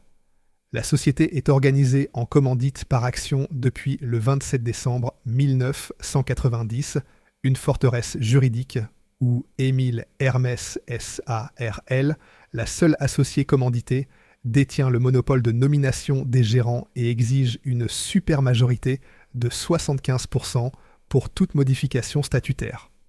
Les actionnaires de la commandité sont strictement des descendants d'Émile Maurice. En théorie, la citadelle est imprenable, mais en théorie seulement. Parce que la commandite protège la gouvernance, elle protège qui décide. Elle ne protège pas les actions du flottant contre une concentration offensive silencieuse. Si quelqu'un, patiemment, silencieusement, acquiert une masse critique d'actions, 20%, 25%, il ne peut pas prendre le contrôle de la gestion, mais il peut peser sur le cours, peser sur les assemblées générales, créer une pression permanente qui transforme chaque réunion familiale en calcul de rapport de force. Et surtout, il peut attendre. Attendre qu'un héritier ait besoin de liquidité. Attendre qu'une branche se fatigue de ne pas pouvoir vendre. Attendre que la 3e génération d'héritiers, celle qui n'a jamais connu l'atelier, celle qui vit entre Genève et New York, celle pour qui Hermès est un dividende plutôt qu'un nom cousu dans du cuir. Attendre que cette génération préfère encaisser. C'est exactement ce qu'un homme a commencé à préparer, 9 ans plus tôt, dans un bureau de l'avenue Montaigne. Et cet homme, pour cette opération, avait choisi un nom de code, Projet Mercure. Mercure, le dieu romain du commerce, des voyageurs et des voleurs, l'équivalent latin d'Hermès. Le clin d'œil était délibéré. Il allait devenir une ironie. Le 18 décembre 2006, 6 semaines seulement après le retrait de Jean-Louis Dumas, la banque Rothschild et compagnie présente à Pierre Godet, vice-président de LVMH et architecte juridique de l'Empire Arnaud, le premier scénario du projet Mercure. Dans le document, Hermès est Mercure. LVMH est lithium, le plus léger des métaux, celui qui passe partout sans qu'on le voie. Et la philosophie est résumée en une phrase que Rothschild pose sur la table, comme on pose une carte maîtresse. Il suffit que la famille se délite, et si vous trouvez une famille partenaire, alors les équilibres structurels seront modifiés. Il suffit que la famille se délite. 9 mots. 9 mots qui résument toute la stratégie. Ne pas attaquer la forteresse de front, elle est imprenable. Attaquer la cohésion familiale. Trouver le maillon faible. Attendre que l'unité se fissure, et quand elle se fissure, être là avec les milliards nécessaires pour s'engouffrer dans la brèche. Jean-Louis Dumas est encore vivant en décembre 2006. Il vit ces dernières années, diminué par la maladie, retiré de la direction, mais toujours présent dans la mémoire de la famille comme un rempart moral. Le dernier homme dont la voix pouvait réunir les 3 branches autour d'une table et leur rappeler pourquoi elles étaient ensemble. Quand il mourra, le 1er mai 2010, ce rempart disparaîtra. Et 5 mois plus tard, 5 mois exactement, Bernard Arnault appellera Patrick Thomas un samedi matin pour lui annoncer qu'il détient plus de 14% d'Hermès. L'apogée est l'ombre. Les meilleurs résultats de l'histoire de la maison et l'attaque la plus sophistiquée qu'une entreprise familiale française ait jamais subie, une attaque conçue non pas dans la brutalité d'une offre publique d'achat, mais dans le silence feutré des produits financiers dérivés. Les deux coexistent dans la même année, la lumière et la lame. Et personne, au 24 faubourg Saint-Honoré, ne sait encore que la lame est en place depuis 9 ans. Chapitre 9. Le loup en Cachemire. Pour raconter cette histoire avec honnêteté, il faut faire le portrait de l'homme qui l'a provoqué, et le faire sans caricature, parce que la caricature, en réduisant l'adversaire, réduit aussi la victoire de ceux qui lui ont résisté. Bernard Arnault naît le 5 mars 1949 à Roubaix, dans le Nord, fils de Jean-Léon Arnault, ingénieur diplômé de Centrale, dirigeant de la société familiale de travaux publics Ferré-Savinel, et de Marie-Joseph Savinel, pianiste, dont la fascination pour Dior nourrit selon lui sa vocation. Éducation catholique rigoureuse, piano dès l'enfance, Chopin, Liszt, qu'il joue encore quotidiennement dans la soixantaine. Polytechnique, promotion 1971. L'homme est brillant, personne ne le conteste, ses concurrents moins que quiconque. P, DG de Ferré-Savinel à 29 ans, il pivote l'entreprise vers l'immobilier, crée Ferrinel, vend des maisons de vacances à Palm Beach. Quand Mitterrand est élu en 1981 et que la gauche nationalise, Arnault quitte la France. Il reviendra. Il revient en 1984, pour le coup qui fonde l'Empire. Boussac, un conglomérat textile en redressement judiciaire, 16 000 salariés, propriétaire de Christian Dior, du Bon Marché, de Conforama, de Peau Douce.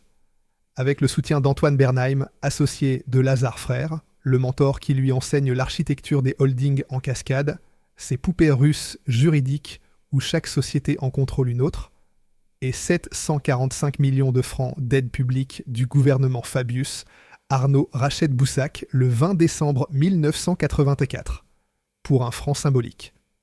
Dans un document de 44 pages, il s'engage à limiter les suppressions d'emplois à 3748 et à ne pas démanteler le groupe. La réalité, 9000 licenciements en 2 ans. Il revend tout, sauf Dior et le Bon Marché.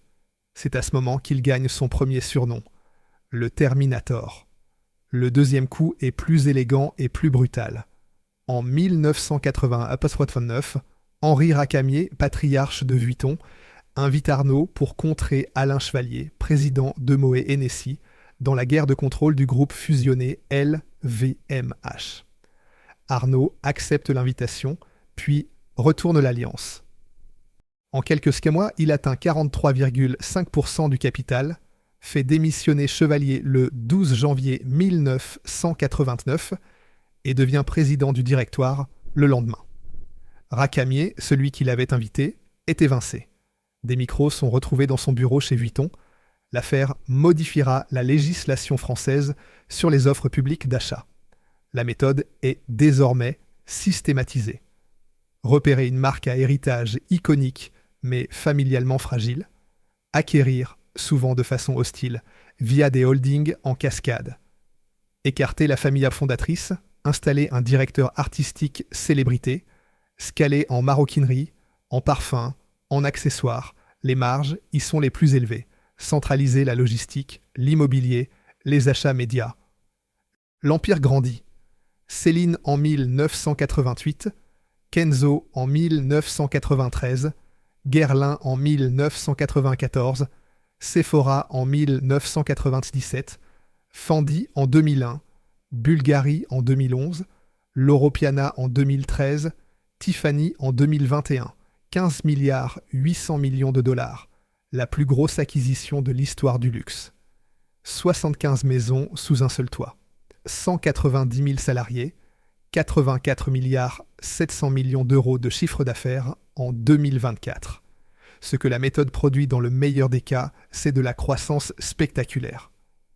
Ce qu'elle produit dans le pire des cas, c'est des marques zombies, des noms prestigieux vidés de leur substance, dont l'héritage est réécrit à chaque changement de directeur artistique. Givenchy, racheté en 1988, a vu défiler plus de 6 directeurs artistiques depuis le départ d'Hubert de Givenchy en 1995.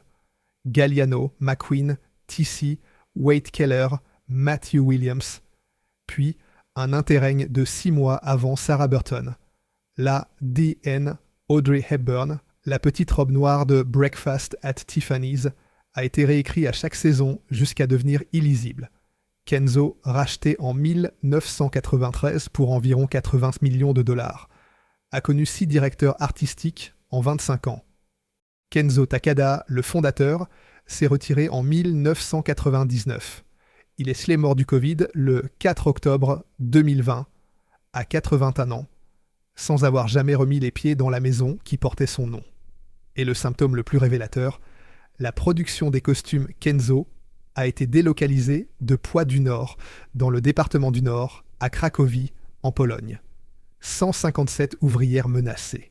Le sénateur Yvan Renard, au Sénat, ses femmes, ses petites mains, faisaient vivre la dernière usine française de prêt-à-porter masculin haut de gamme. Les petites mains de Poix du Nord ont perdu.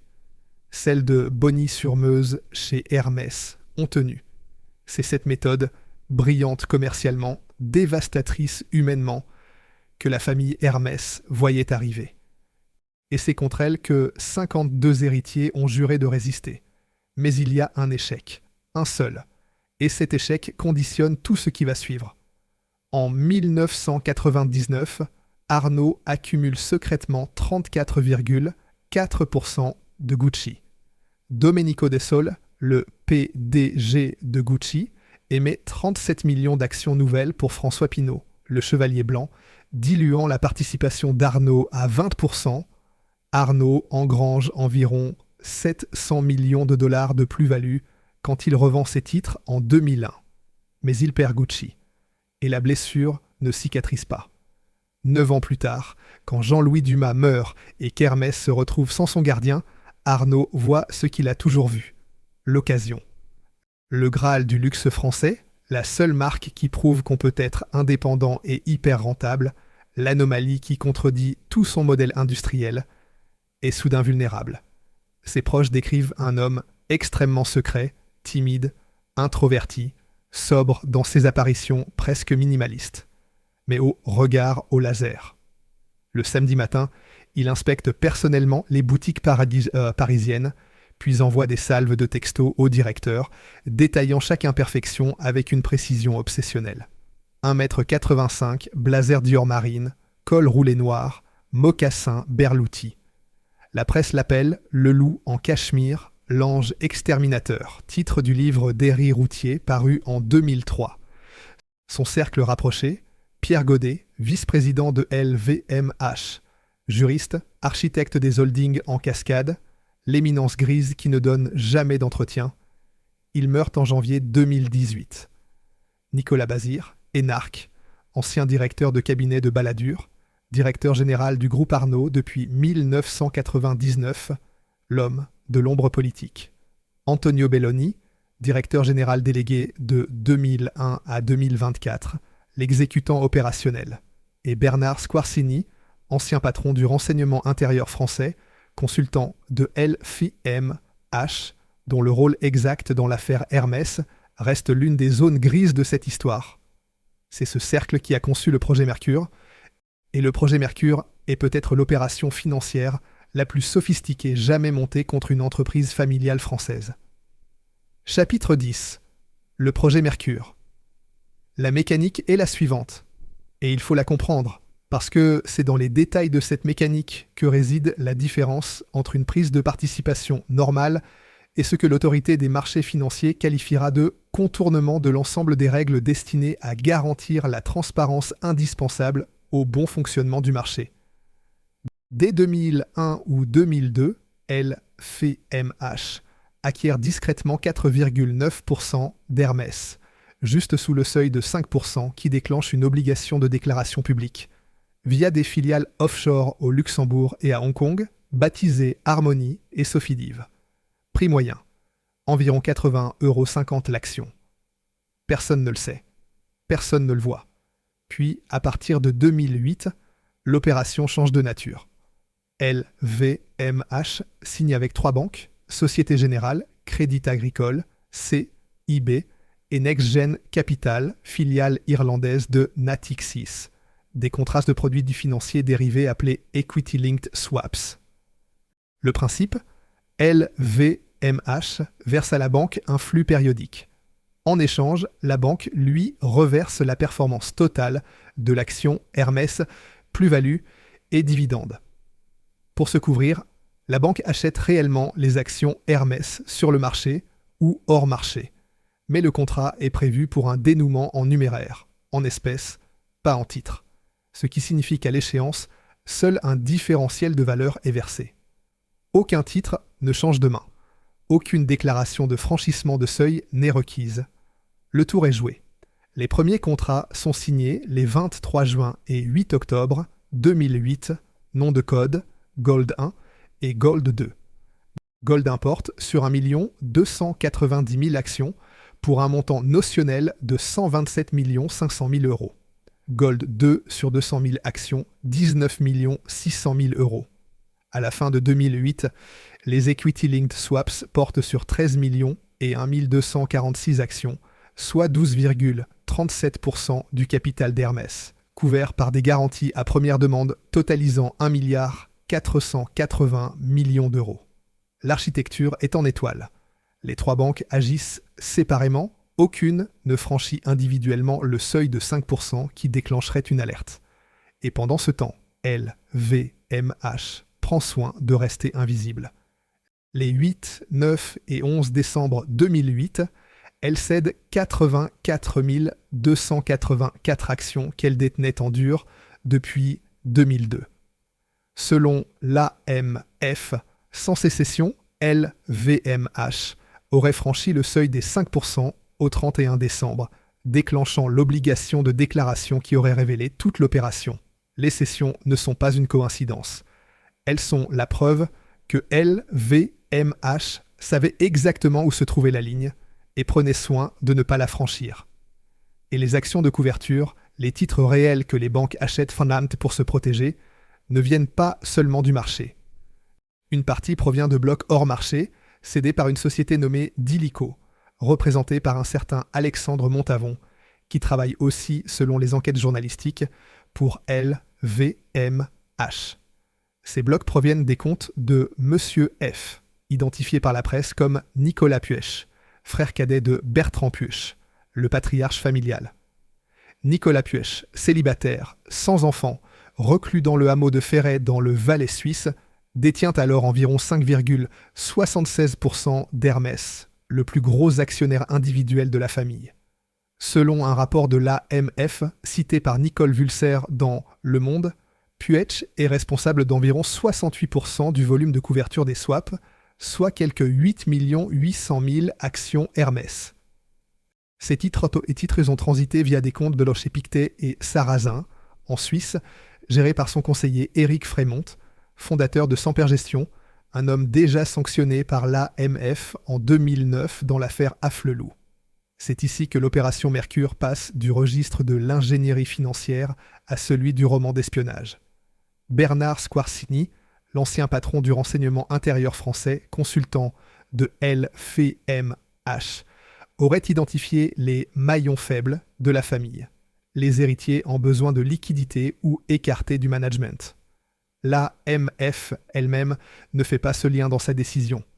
Les éléments proviennent du volet Ruffin-Squarcini de 2021, dans lequel LVMH paiera 10 millions d'euros de transactions pénales.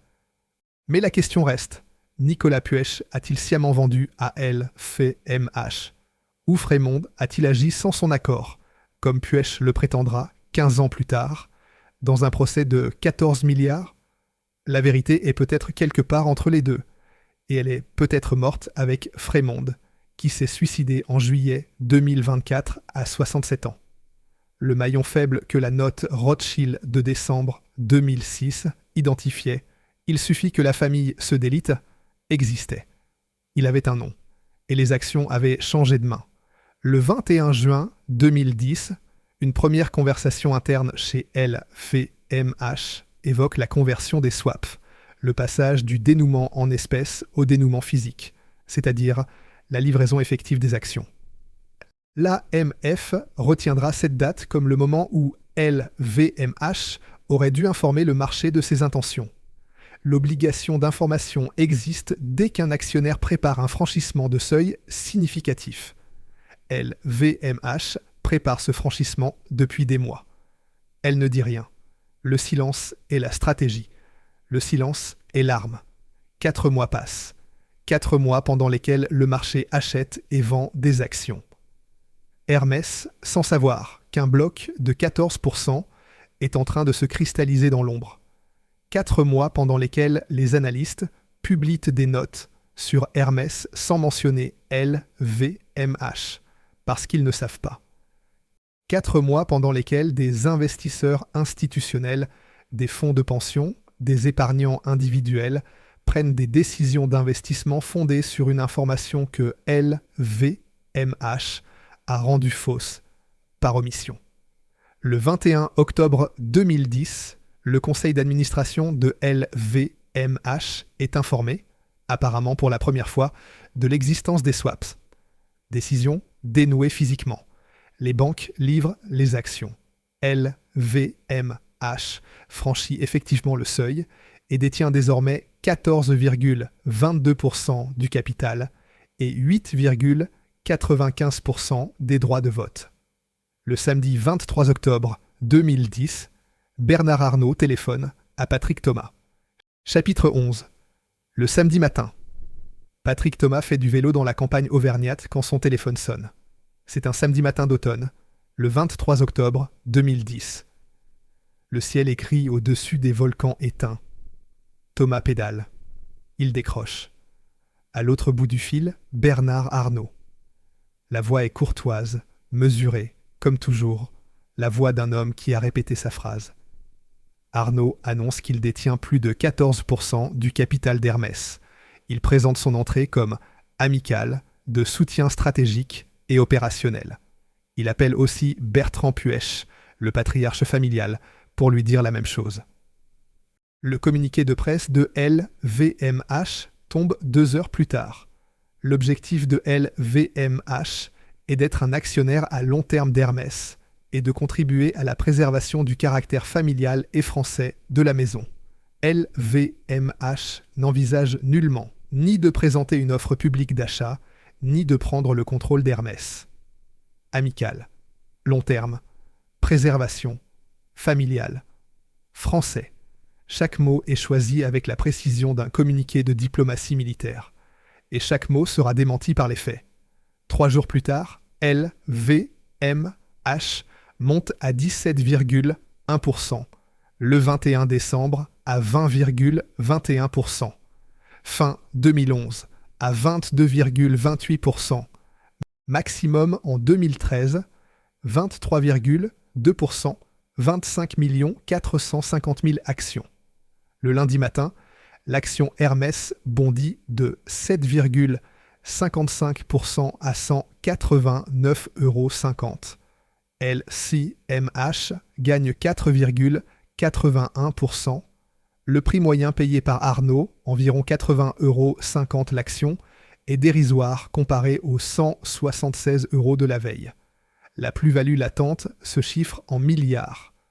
Arnaud a acheté Hermès au rabais pendant des années, invisible derrière ses equity-linked swaps, et le marché vient de découvrir ce que lui savait depuis 1990 jours. Au 24 Faubourg Saint-Honoré, le choc est physiologique autant que stratégique. La famille Abbé découvre en un matin ce qui s'est construit dans l'ombre pendant 9 ans. 14% du capital, un bloc que personne ne soupçonnait, est entre les mains de l'homme qui a avalé Dior, évincé Racamier, licencié 9000 salariés de Boussac et délocalisé les petites mains de Kenzo à Cracovie.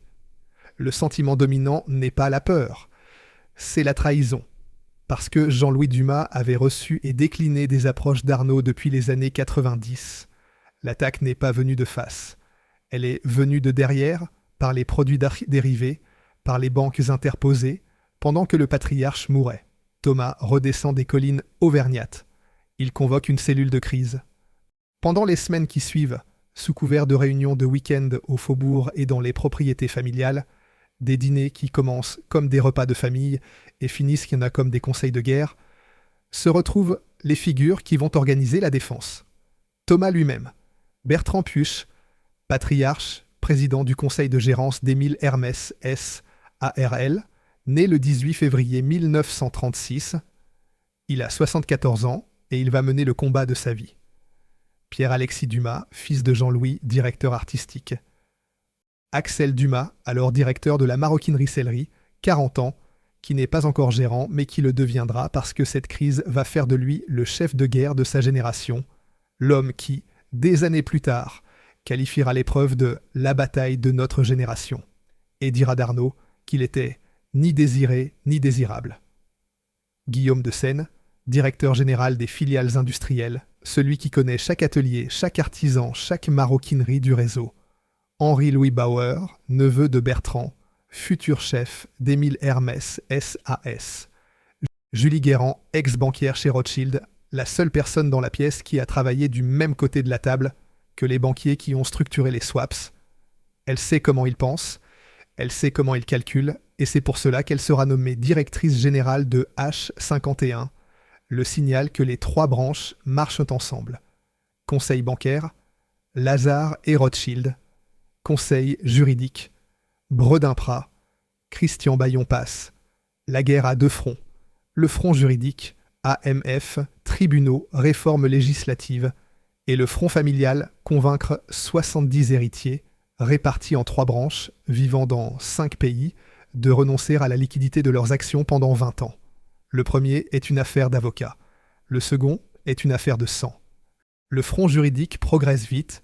Hermès porte plainte le 10 juillet 2012 pour délit d'initié, manipulation de cours, action de concert non déclarée, qualifiant l'opération de plus grande fraude de l'histoire boursière française. L'AMF ouvre son enquête. Les avocats assemblent les preuves. Mais c'est le front familial qui est le plus difficile et le plus décisif. Parce que la meilleure armée juridique du monde ne peut pas empêcher un héritier de vendre ses actions à celui qui les paie le plus cher. Seule la famille peut décider de ne pas vendre. Et pour qu'elle le décide, il faut que chacun des 70 membres accepte un sacrifice qui, pour certains, représente l'intégralité de leur patrimoine liquide. Chapitre 12. Le pacte de sang. Le 3 décembre 2010, 6 semaines après l'appel téléphonique d'Arnaud, la famille annonce la création de H51, une holding familiale non cotée, en forme de SAS en commandite simplifiée. 52 membres de la famille Hermès, sur les 3 branches, Dumas, Puech, Guérand, y apporte 50,2% du capital d'Hermès, avec un droit de préemption sur environ 12,3% supplémentaire, soit environ 62,5% du capital effectivement verrouillé. Le chiffre clé, 20 ans. Le pacte prévoit un lock-up de 20 ans, jusqu'à environ 2031. Pendant 20 ans, aucun des 52 signataires ne peut vendre ses actions Hermès sur le marché. La seule sortie possible est le rachat interne. Un tiers des dividendes annuels reçus par H51 est mis en réserve pour racheter les parts de membres qui auraient besoin de liquidités. Le sacrifice est immense. Chacun de ces 52 héritiers renonce à la possibilité de transformer sa part d'Hermès en espèces pendant 2 décennies entières. Pour certains, cela représente des centaines de millions d'euros de liquidités gelées. Pour d'autres, moins fortunés, c'est le renoncement à la vente qui pourrait financer l'achat d'une maison, l'éducation de leurs enfants, un divorce, un changement de vie. Les analystes financiers calculent que la valeur immobilisée dans H51 dépasse plusieurs milliards d'euros au cours de 2010. 20 ans sans pouvoir y toucher. 20 ans pendant lesquels les marchés peuvent monter ou descendre, pendant lesquels des vies changent, des besoins surgissent, des tentations se présentent. Le pacte exige de chaque signataire qu'il fasse passer la maison avant lui-même, et qu'il le fasse non pas une fois, dans un geste héroïque, mais chaque jour pendant 20 ans, à chaque fois qu'il reçoit un dividende qu'il ne peut pas compléter en vendant une seule action. Il signe quand même 52 sur 70. Parce que l'alternative, laisser Arnaud accumuler suffisamment d'actions pour devenir incontournable, attendre que les cousins les plus fragiles vendent un par un, regarder la maison glisser vers le destin de Givenchy ou de Kenzo, est pire que 20 ans sans liquidité. C'est un acte anti-liquidité dans une économie qui glorifie la liquidité. C'est 52 personnes qui disent, en signant, « Nous préférons être riches en patience qu'en argent ». Patrick Albaladejo, vice-président exécutif d'Hermès, résume « C'est un message à Bernard Arnault qu'il sera inutile de poursuivre une tentative de rachat parce que la famille a renoncé à son droit de vendre. » H51 est présidé par Bertrand Puech. La direction générale est confiée à Julie Guérand. Le signal est clair. Les 3 branches marchent ensemble. Le dissident est Nicolas Puech. Il refuse de rejoindre H51. Au journal du dimanche, en mars 2011, il s'explique « Immobiliser nos actions dans un holding priverait les actionnaires familiaux de leur pouvoir individuel de contrôle sur la gestion. La liberté de chaque actionnaire est la meilleure garantie de notre unité à long terme. » Il démissionne du conseil de surveillance le 18 août 2014, se disant assiégé depuis plusieurs années par des membres de sa famille. C'est l'homme dont les titres, selon l'AMF, ont alimenté les swaps d'Arnault. Le maillon faible, identifié par Rothschild en 2006, portait bien un nom. Et ce nom, la famille le connaissait. La suite de l'histoire Puech devient plus sombre encore. En décembre 2023, il cherche à adopter son jardinier marocain de 51 ans et à lui léguer la moitié d'une fortune estimée à 12 milliards d'euros, annulant un legs précédent à une fondation de journalisme d'intérêt public. En juillet 2024, Éric Frémont, son conseiller financier suisse, déjà sanctionné par l'AMF dans l'affaire Afflelou, se suicide à 67 ans. En mai 2025, Puech assigne LCMH et Arnault pour 14 milliards 300 millions d'euros, affirmant que Frémont a vendu ses titres à Arnault sans son accord. LCMH dément. Axel Dumas dira publiquement « J'ai depuis longtemps la conviction que Nicolas Puech n'a plus ses actions. » Le mystère reste officiellement non résolu, le fantôme dans la forteresse. Le front juridique, pendant ce temps, avance sur plusieurs axes. L'AMF ouvre une enquête le 5 novembre 2010. Son président, Jean-Pierre Jouyet, déclare avec une franchise rare « Trop souvent, la France reste le Far West en matière de prise de contrôle des sociétés et de dépassement de seuil. » Le 13 août 2012, l'AMF notifie ses griefs à LVMH. L'audience publique se tient le 31 mai 2013. Philippe Adhémar, représentant le collège de l'AMF, requiert 10 millions d'euros d'amende et qualifie le manquement d'abus de droit ou fraude à la loi. Le 25 juin 2013, la décision tombe. 8 millions d'euros d'amende contre LFMH, la plus forte sanction jamais prononcée par l'AMF à cette date, proche du plafond légal de 10 millions. Griffe retenue, manquement à l'obligation d'information du public sur la préparation de la montée au capital et dissimulation des swaps dans les comptes consolidés de 2008 et 2009. La commission écrit « Le contournement de l'ensemble des règles destinées à garantir la transparence indispensable au bon fonctionnement du marché doit être sanctionné à la hauteur des perturbations qu'il a provoquées. » L. Phi. M. H. annonce faire appel, puis renonce en septembre. La sanction est définitive. Hermès avait aussi porté plainte au haut pénal, délit d'initié, manipulation de cours, action de concert non déclarée, qualifiant l'opération de plus grande fraude de l'histoire boursière française. LFMH avait contre-attaqué pour chantage et dénonciation calomnieuse. Le pénal aboutira à un non-lieu en octobre 2015, conséquence du désistement d'Hermès inclus dans l'accord de septembre 2014. Et la réforme législative, la conséquence la plus durable de toute l'affaire. Le sénateur Philippe Marini dépose une proposition de loi le 29 juin 2011, intégrée à la loi Warsmann du 22 mars 2012. Désormais, les instruments financiers à dénouement en espèces, les swaps qui ont permis à Arnaud de rester invisible, sont assimilés aux actions en dur pour le calcul des franchissements de seuil. Le trou juridique qu'Arnaud avait exploité est officiellement fermé. Le plafond de sanctions de l'AMF passe à 100 millions d'euros. C'est techniquement une loi anti-Arnaud. Et Hermès est l'exception jurisprudentielle qui l'a provoquée.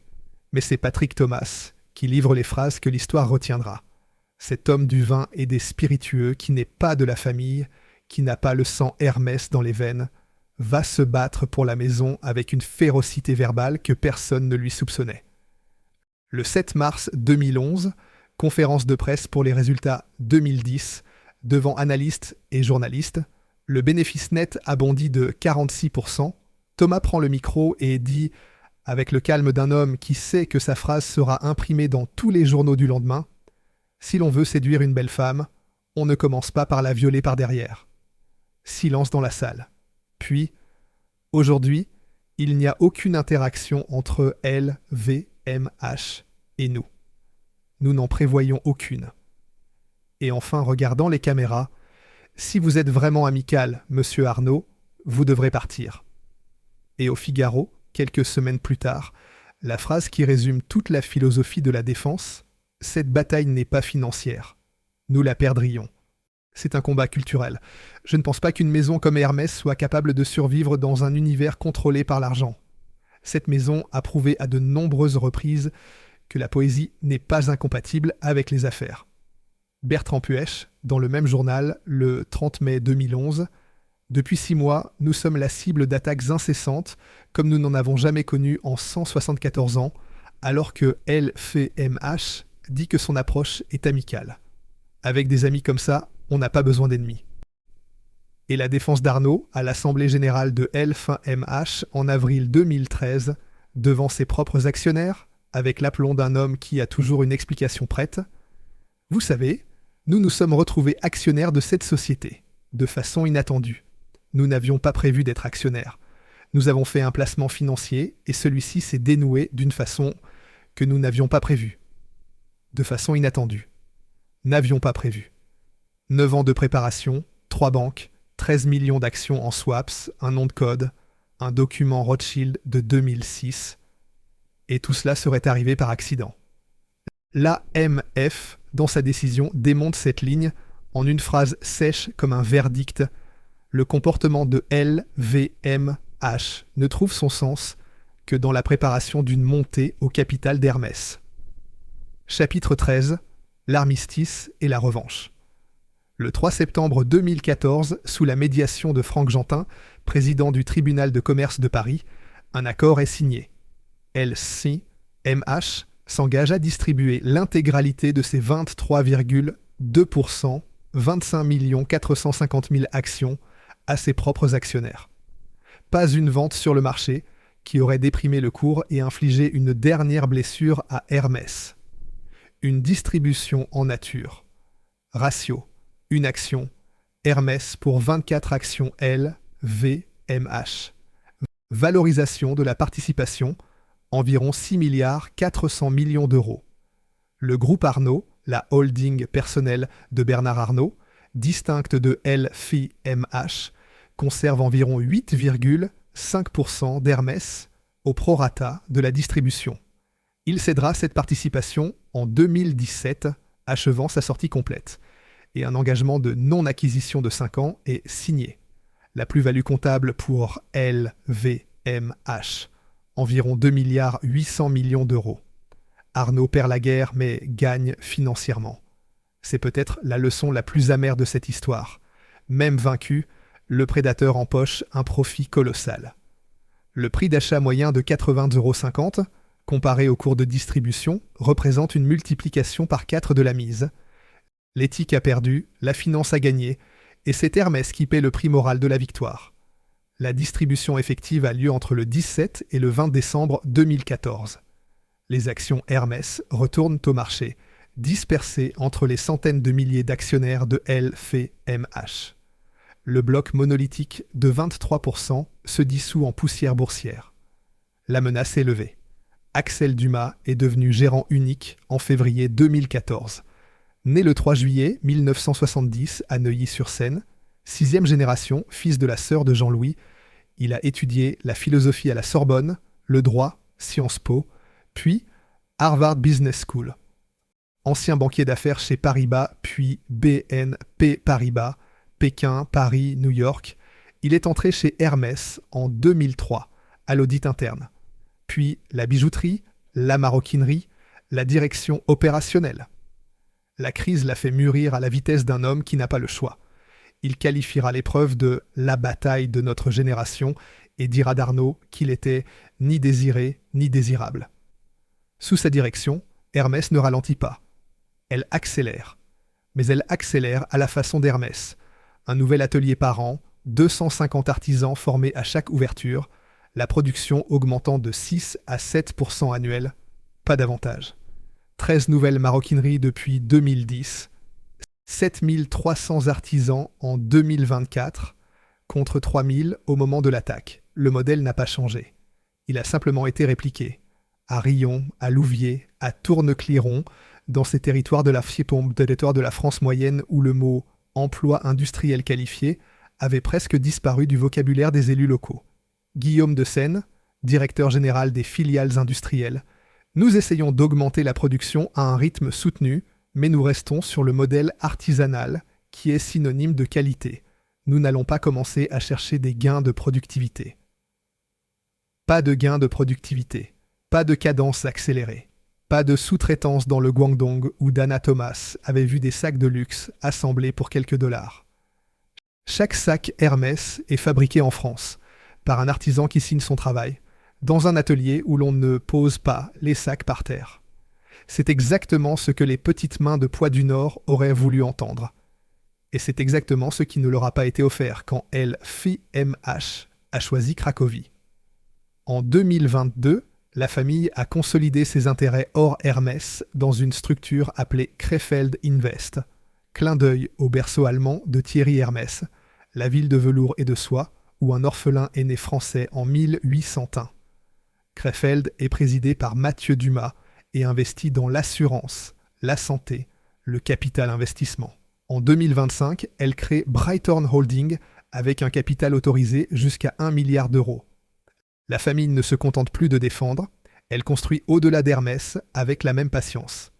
Le 15 avril 2025, sur des résultats décevants de L5MH, la division mode et maroquinerie en recul de 5%, le titre L5MH chute de 8,4% en une seule séance.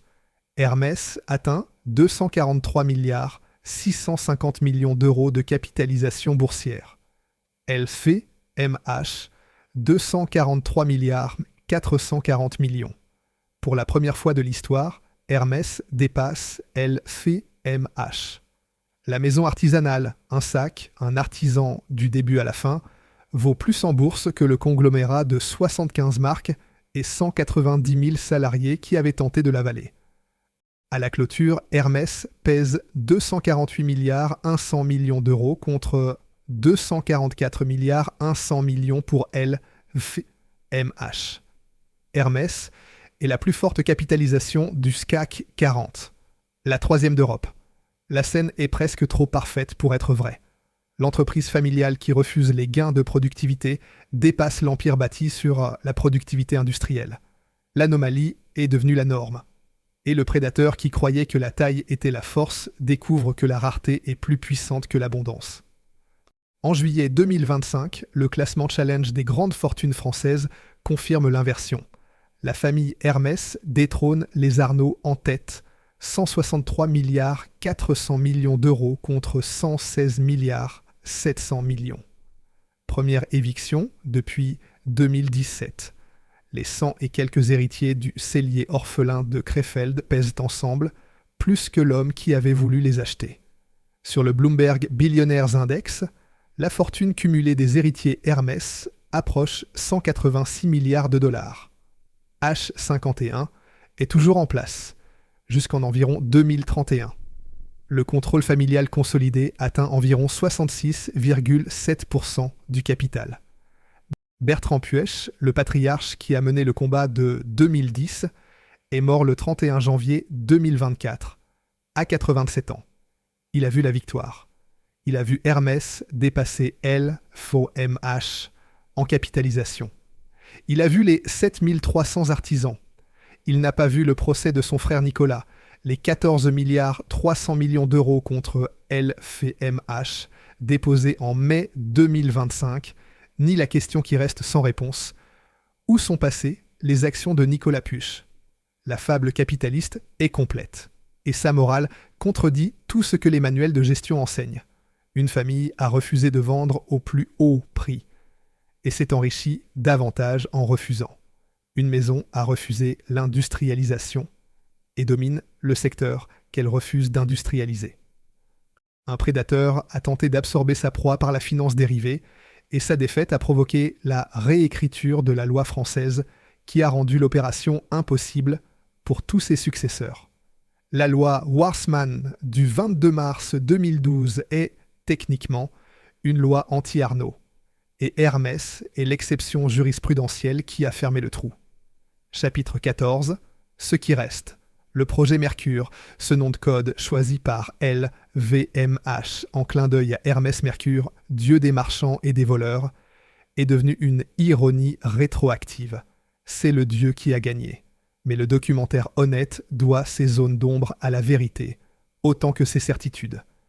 Nicolas Puech, le frère dissident, les actions peut-être vendues sans son accord, le gestionnaire suisse suicidé en juillet 2024, le procès de 14 milliards 300 millions d'euros en cours, prouve que même la forteresse la mieux verrouillée contient un angle mort. Le pacte de sang a tenu, mais le sang lui-même n'est pas uniforme. Et Bernard Arnault n'est pas un personnage de mélodrame. Polytechnicien, pianiste, amateur d'art, bâtisseur d'un empire qui emploie 190 000 personnes et qui a fait rayonner les métiers du luxe français dans le monde entier, le documentaire doit à cette complexité autant qu'à la beauté du métier des artisans de Bogny-sur-Meuse ou de Pantin. L'ange exterminateur est aussi un créateur d'emplois. Le loup en Cachemire est aussi un mécène qui a donné à Paris la fondation Louis Vuitton de Franck Gehry. L'histoire est trop riche pour la réduire à un conte de fées. Mais voici ce qui reste quand on retire les milliards et les procès, les swaps et les holdings en cascade, les articles de presse et les décisions de justice.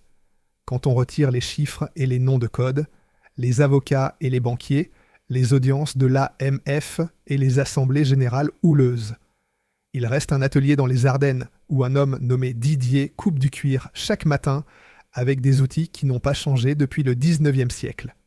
Il reste une école où des femmes et des hommes apprennent pendant 10 ans à tenir une haleine et à passer un fil de lin poissé à travers un trou qu'ils ont eux-mêmes percé. Il reste une consigne non écrite dans un bâtiment de Pantin, ne jamais poser un sac par terre, qui dit plus sur la culture d'une entreprise que n'importe quel rapport annuel. Il reste un point scellé, 2 aiguilles, 2 fils de lin, chaque brin passant en tension opposée par le même trou, qui résiste à sa propre destruction, exactement comme la maison qu'il a inventée. Il reste 52 signatures sur un pacte de 20 ans. 52 héritiers qui ont renoncé à la liquidité de leur fortune pour préserver un modèle de fabrication où chaque objet est l'œuvre d'un être humain identifiable. Il reste 7300 artisans français formés sur une décennie dans des ateliers implantés là où l'industrie avait disparu, à Riom, à Nontron, à Tournecliron, dans des villes qui avaient cessé de croire que la France pouvait encore fabriquer quelque chose avec ses mains. Il reste 23 maroquineries en activité et 4 autres en construction, dans un pays où les usines ferment plus souvent qu'elles n'ouvrent, tout autre qu'elles n'ouvrent. Il reste un nom, Hermès, qui veut dire la même chose en 2026 qu'en 1837, un objet fait par un artisan qui le signe. Et il reste la phrase de Didier, le maroquinier de Bonny-sur-Meuse, prononcée face à une caméra dans un atelier ardennais, loin de Paris, loin du faubourg, loin des salles de marché où des hommes en costume montaient des equity-linked swaps pour prendre ce qui ne leur appartenait pas. Il dit, en parlant du sac qu'il a fabriqué et qui voyagera dans le monde entier, il devient le sien mais reste le nôtre. C'est toute l'histoire d'Hermès, en 9 mots.